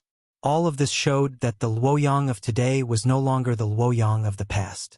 An old woman with a walking stick was walking on the street. She accidentally fell. A young man and a young woman passed by quickly, helped her up and helped her to the side of the road to rest. The old woman rested for a while, then leaned on her walking stick and slowly walked on the street. When she reached the corner of the street, she saw a beggar in ragged clothes. She thought for a moment, then took out a few copper coins from her sleeve and threw them into the beggar's bowl. The beggar kowtowed in gratitude. He took 2 copper coins and bought a bun from a bun shop by the street. He saw the shop assistant from the shop next door struggling to carry a box onto the carriage. He held the bun in his mouth and went forward to help carry the box onto the carriage. The shop assistant took a deep breath. Just as he was about to thank the beggar, he realized that there was no one behind the box. At this moment, a man in green walked over and asked, "Brother, may I ask where Restaurant Rui is?" The shop assistant smiled and said, "I happen to have something to do near Restaurant Rui. Follow me." The man thanked him and followed the shop assistant to Restaurant Rui. He happened to see a young man and a young woman's kite hanging on a tree. The 2 of them stood under the tree and waited. The man leaped up and easily plucked the kite. He smiled and handed it to the young man and the young woman. He said, "Go over there and fly it in an empty place." Li Mu was greeted by the people along the way. He could clearly feel the changes in Luoyang half a year ago. Li Mu was not the only one who could feel the changes. The people of Luoyang could feel it too. In the past, there was no good or evil in Luoyang. There was no right or wrong. It was chaotic and dark. Until half a year ago, a ray of light shone through the darkness. From then on, good and evil were separated in Luoyang. The officials and nobles who broke the law were punished the same as the common people. Be it the hedonistic sons of rich parents, the students of the academy, the important officials in the court, the nobles of Luoyang, or even the descendants of the royal family, they could no longer trample on the law and oppress the common people. This ray of light allowed the common people to walk out from the darkness and into the sunlight. Looking at the figure walking slowly on the street, countless people had reverence in their eyes. That was the light in all of their hearts.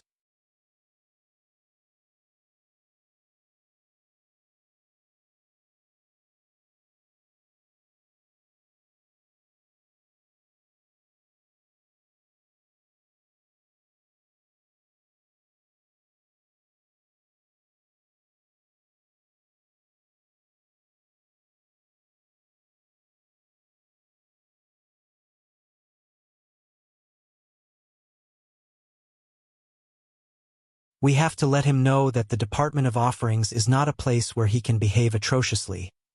The Empress temporarily placed the Department of Offerings under the Bamboo Guards. As the deputy commander of the Bamboo Guards, Li Mu naturally became the direct superior of the Department of Offerings. A few days ago, he had done a detailed search for information on the Department of Offerings. Currently, there were 2 sixth realm cultivators in the Department of Offerings. Both of them had just reached the 6th realm several years ago, and they were a pair of twin brothers. For the Imperial Court, 5th realm consecrators were easy to recruit, but 6th realm high consecrators were very difficult to recruit. When one's cultivation reached this level, they could already be considered one of the few powerful cultivators in the world.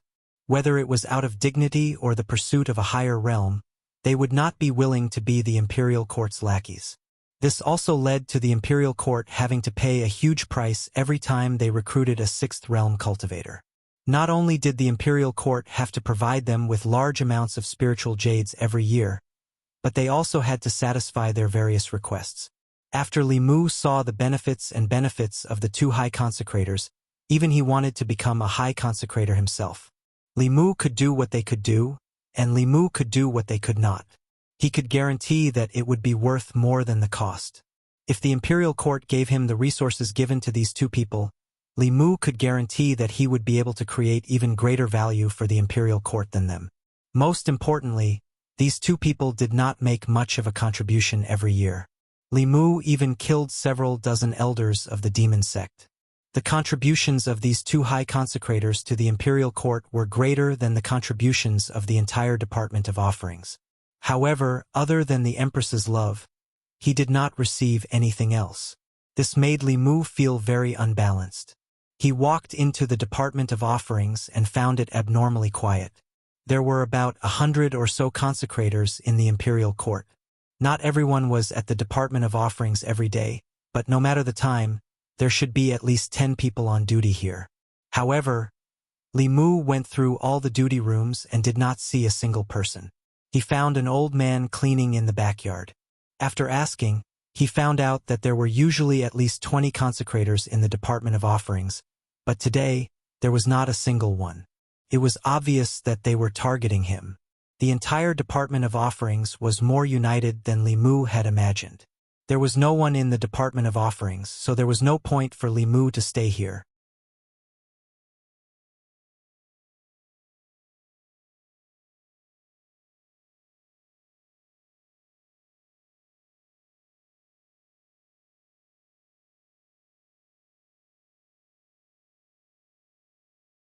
Tomorrow morning, you can directly report to the Veneration Department.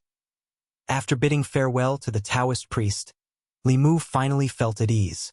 In the end, the consecrated office was a place where strength spoke.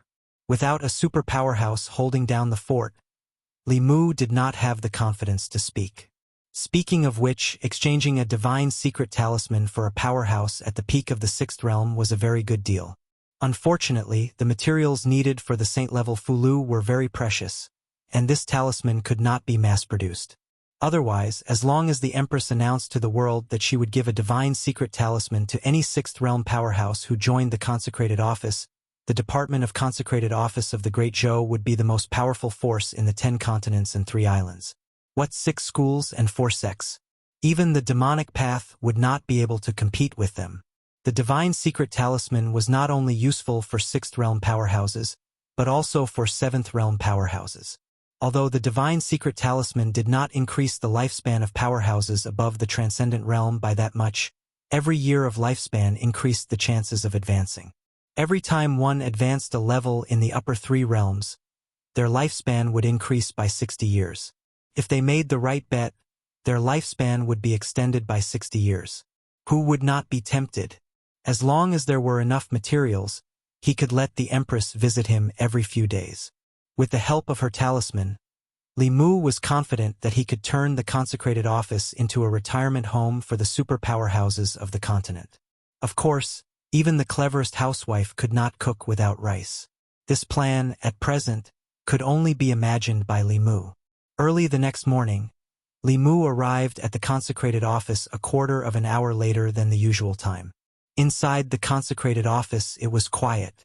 Apart from the old man sweeping the floor, there was no one else in the entire consecrated office. Li Mu moved a chair and sat in the courtyard of the consecrated office. The old man sweeping the floor obeyed Li Mu's instructions. He took an incense burner, inserted an incense stick, lit it, and placed it in the courtyard of the consecrated office. Li Mu looked at the incense stick and said, "Tell them, before this incense stick burns out, if they do not report to the consecrated office, they will be expelled from the consecrated office, and all the rewards bestowed by the imperial court will be withdrawn. From now on, they will no longer enjoy the treatment of a consecrated." The old man walked out of the consecrated office and walked briskly towards a nearby market. Den Square. There were hundreds of markets in the Immortals' capital, each with its own function. Den Square was a residential market, located in the core area of the Immortals' capital.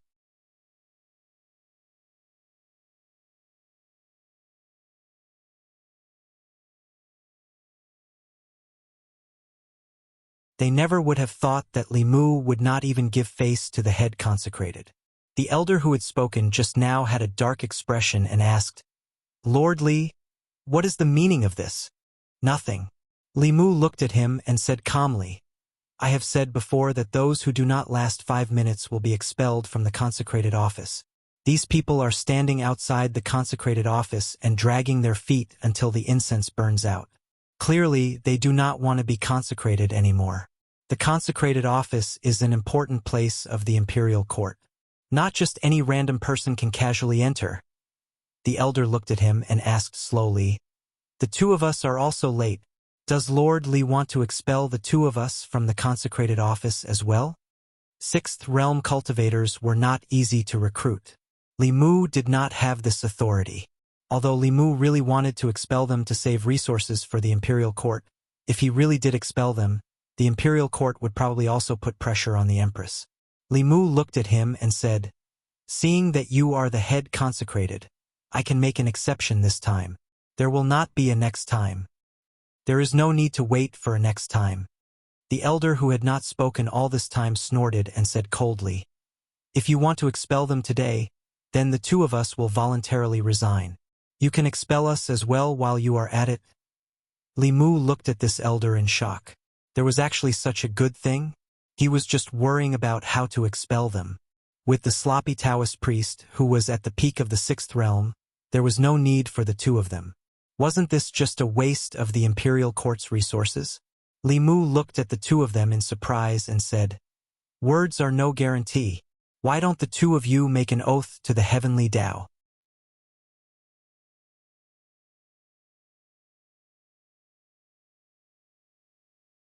Chapter 389. Li Mu wanted nothing more than for these two old fellows to leave the Department of Offerings. They lived in large mansions and were served by more than a dozen maids and servants. Every year, the imperial court would provide them with large amounts of spiritual jades, spiritual herbs, and other cultivation resources. Despite such good treatment, they couldn't even go to work on time. The results they could produce every year were even less. Thinking about Li Mu himself with a meager salary, worried about the emperor's heart, purged the rebels, killed the demon path, and built the link between the imperial court and the Fulu school. Besides his own official duties, he also had to approve memorials for the empress and give her special treatment. Thinking of his own efforts, the head offerings efforts, the treatment of the head offerings, and his own treatment, Li Mu felt even more unbalanced. The two head offerings had not expected that Li Mu would be so unyielding. After expelling the two head offerings and dozens of other offerings, what was left of the Department of Offerings? Did he not think that if he really did this, how would he explain it to the imperial court? As for making them swear an oath to the heavenly Tao, this was naturally impossible.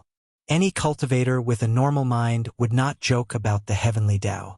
The two coldly snorted at the same time, clasped their hands behind their backs, and left. Li Mu was, after all, acting on the empress's orders.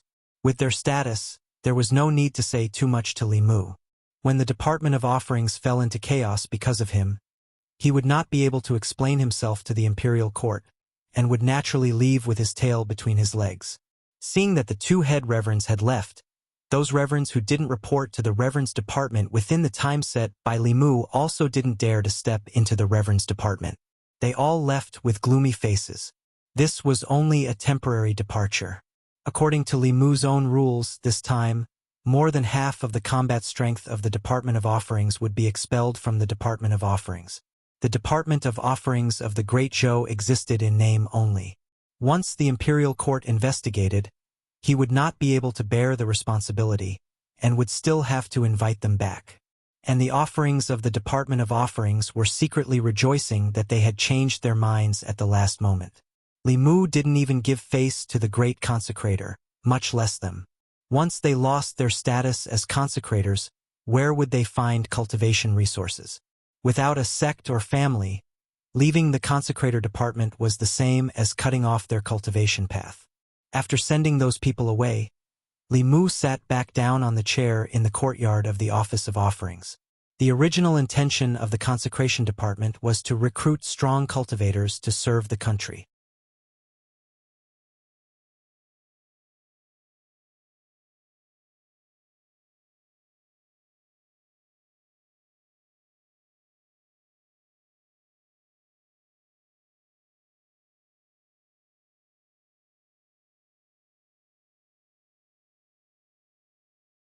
Chapter 390. After being forced down from the sky, the two great reverends did not turn their heads, nor did they dare to turn their heads.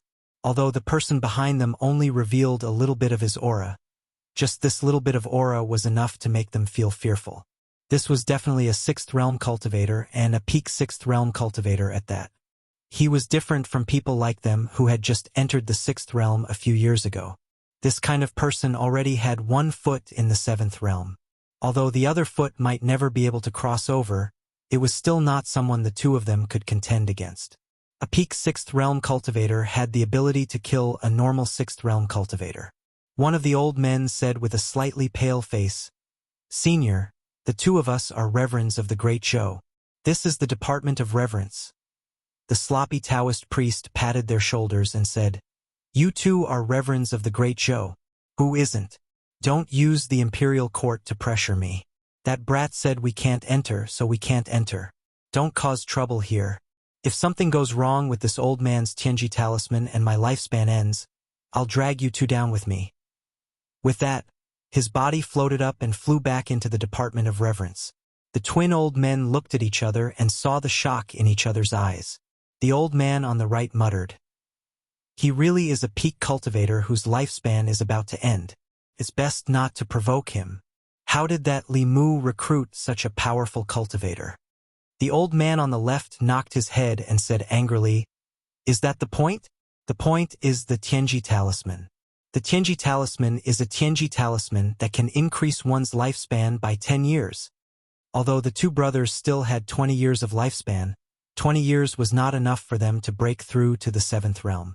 There was an insurmountable gap between the middle realm and the upper realm. Not to mention 20 years, even if they were given another 40 years, they might not have a chance. But even if they couldn't break through, who wouldn't want to live for 10 more years? In these 10 years, if they encountered a great opportunity and were lucky enough to break through, their lifespan would increase by 60 years. Which cultivator could resist the temptation of 60 more years of lifespan? Unfortunately, the heavenly secret talisman was a saint-ranked Fulu. Up until now, no one had been able to draw it. The ancestral court of Fulu school. Perhaps there were still people who had the ability to draw a saint-level Fulu, but the materials used to draw a Fulu of this level were too precious, and the success rate was too low.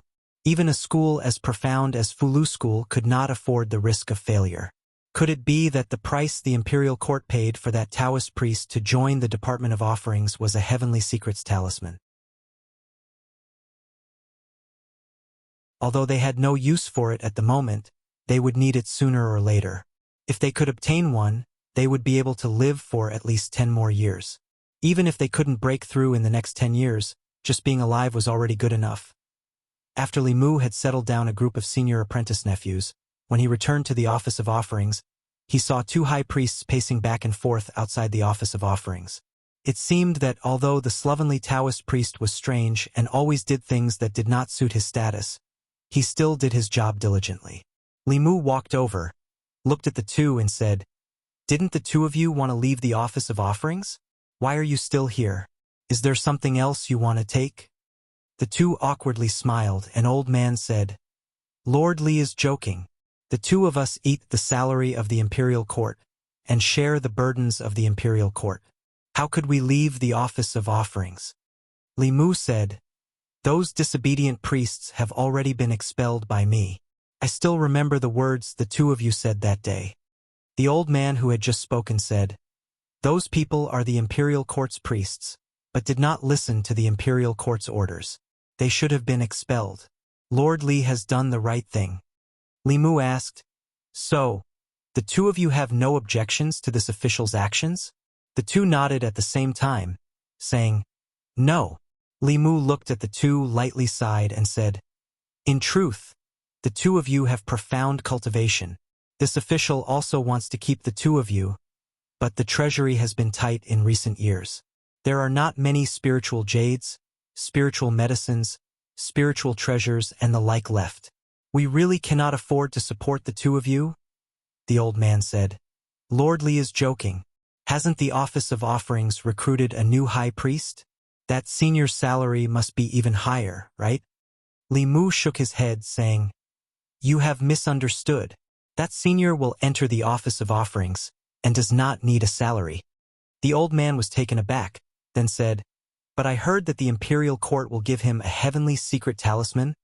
Li Mu said, he only wants a heavenly secret talisman, not spiritual jades or spiritual medicines.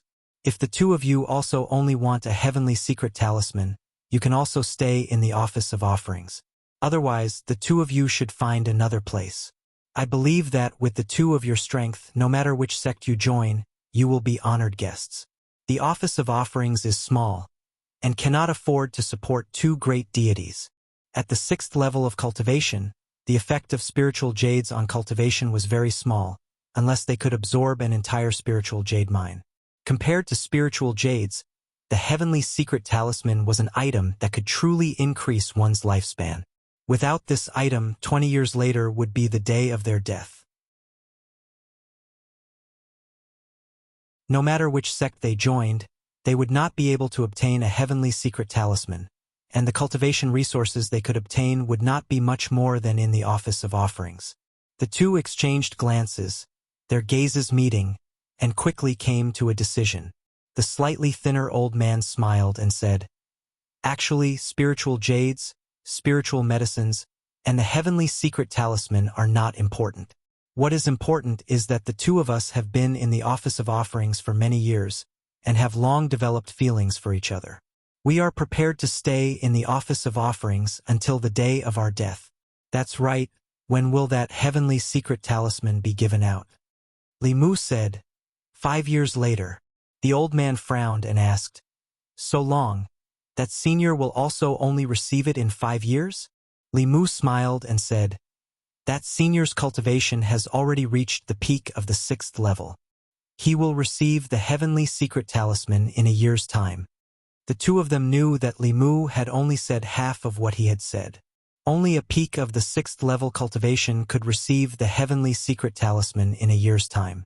Their cultivation was far inferior to his, and they would also need to work for the imperial court for a longer period of time.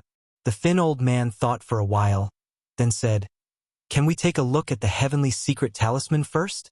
Li Mu stretched out his hand and lightly swiped at the air, and the image of the heavenly secret talisman appeared in front of the two.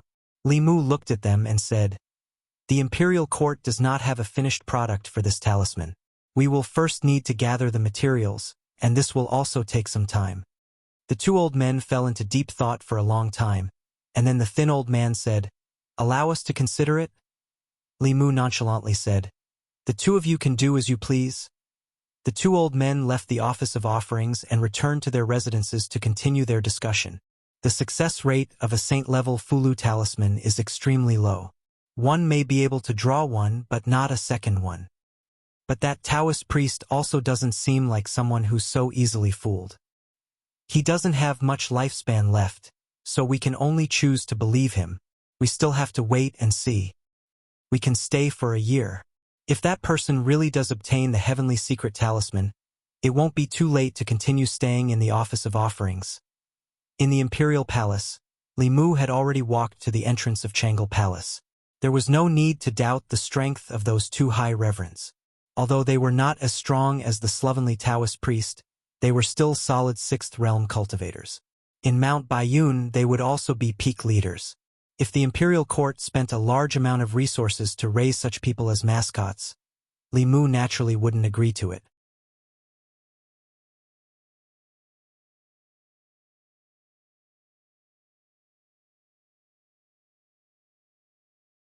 He could not help but stand up with a shocked expression and said in a panic, "What is this?" In the divine capital, all the officials in the palace walked out and looked at the sky. They saw that the originally cloudless sky was suddenly filled with dark clouds. The dark clouds covered the sky and covered the entire divine capital. It was as if the entire world had darkened. The dark clouds were extremely low. Everyone felt as if a huge rock was pressing on their chests, and they could not breathe at all. What's going on? Why is there suddenly such a phenomenon in the divine capital? I can't breathe. It's so uncomfortable. The citizens of the divine capital were also shocked by the sudden phenomenon. This doomsday-like scene made everyone uneasy. Dark clouds were still gathering in the sky. Soon they were as thick as ink. Lightning snakes danced in the dark clouds from time to time, adding a bit of fear to the scene. In the divine capital, the 4 academies, 4 figures floated up at the same time. This is heavenly tribulation. Someone has ascended to the 7th realm? No, the heavenly tribulation of the 7th realm is stronger than this. In the White Deer Academy, a middle-aged man pinched his fingers and murmured, "It's either someone ascending to the 7th realm or a precious treasure has appeared. I wonder what it is that caused this phenomenon?" In the consecration department, the sloppy Taoist priest was dozing off. His eyes suddenly opened, and he instantly appeared in the courtyard. He looked at the phenomenon in the sky and was stunned for a moment. Then, shock appeared on his face and he blurted out, "Motherf asterisk Ker heavenly tribulation." Someone drew a saint-level Motherf asterisk Ker. Oh my, there's really someone in the Great Zhou court who can draw something like this. In the Don Square, the 2 high consecrators had long been alarmed by the phenomenon. They stood in the courtyard and looked up in shock. When the dark clouds gathered to a limit, they released tens of thousands of lightning bolts and struck in the direction of the palace. Everyone's gaze also looked at the palace. Inside the palace, the officials who were observing the weather saw the dense lightning bolts above their heads heading straight for them. All of them felt their scalps go numb and their guts go numb. Some of the weaker ones directly collapsed to the ground under the heavenly might and even fainted. In the rear hall of the Changel Palace, Li Mu's face was incomparably pale. Sweat dripped from his forehead, but he couldn't care less. The writing of the heavenly secret talisman had reached the most critical moment. The writing of the saint-level Motherf asterisk Ker this time was different from the time at White Cloud Mountain. Last time, Li Mu was in the special flask space. After he drew the Motherf asterisk Ker, the heavenly tribulation phenomenon appeared. This time, the heavenly tribulation appeared much faster than Li Mu had expected.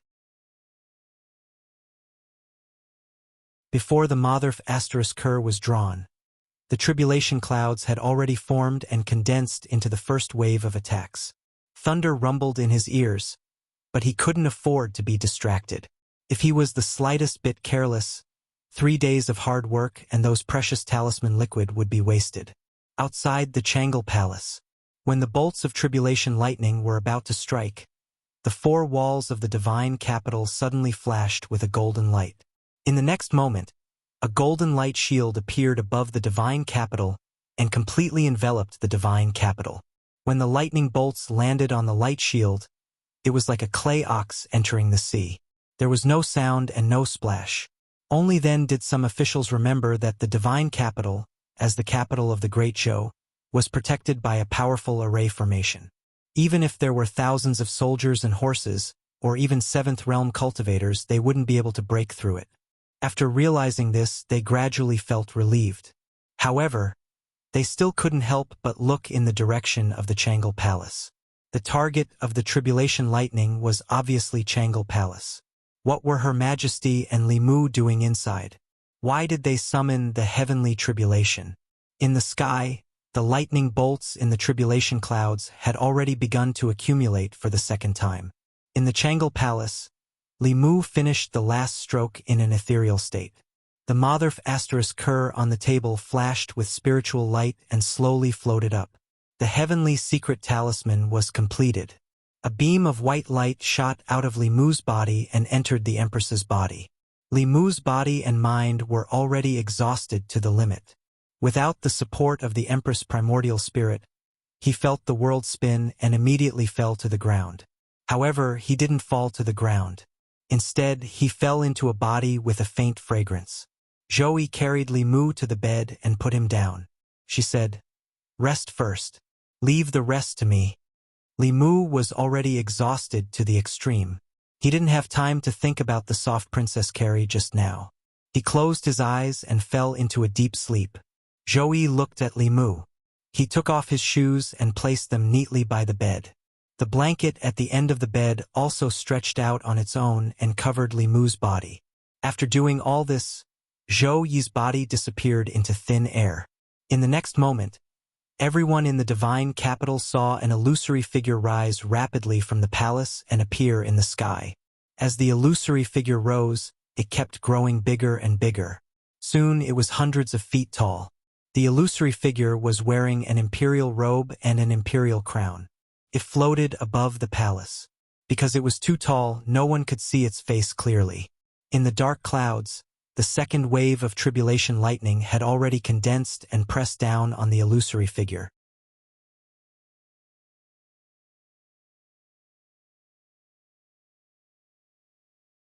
"Why do you have to work so hard?" Li Mu took her hand and said, "If it weren't for His Majesty, we wouldn't have everything we have today. We also wouldn't have been able to reverse the verdict and get revenge for Lord Li naturally. I have to repay His Majesty to the best of my ability." "But you don't have to work so hard." Lu Hanyan looked at him reproachfully and said, "His Majesty doesn't know how to care about you. It's so difficult to reach the saint-level Fu Lu. What if you hurt your cultivation foundation?" Li Mu smiled and said, "His Majesty is very good to me. Don't worry, I'm fine. I'll recover after a few days of rest." In Changle Palace, Zhou looked angry. She gritted her teeth and said, "Only you know how to care about him. So what if you're married?"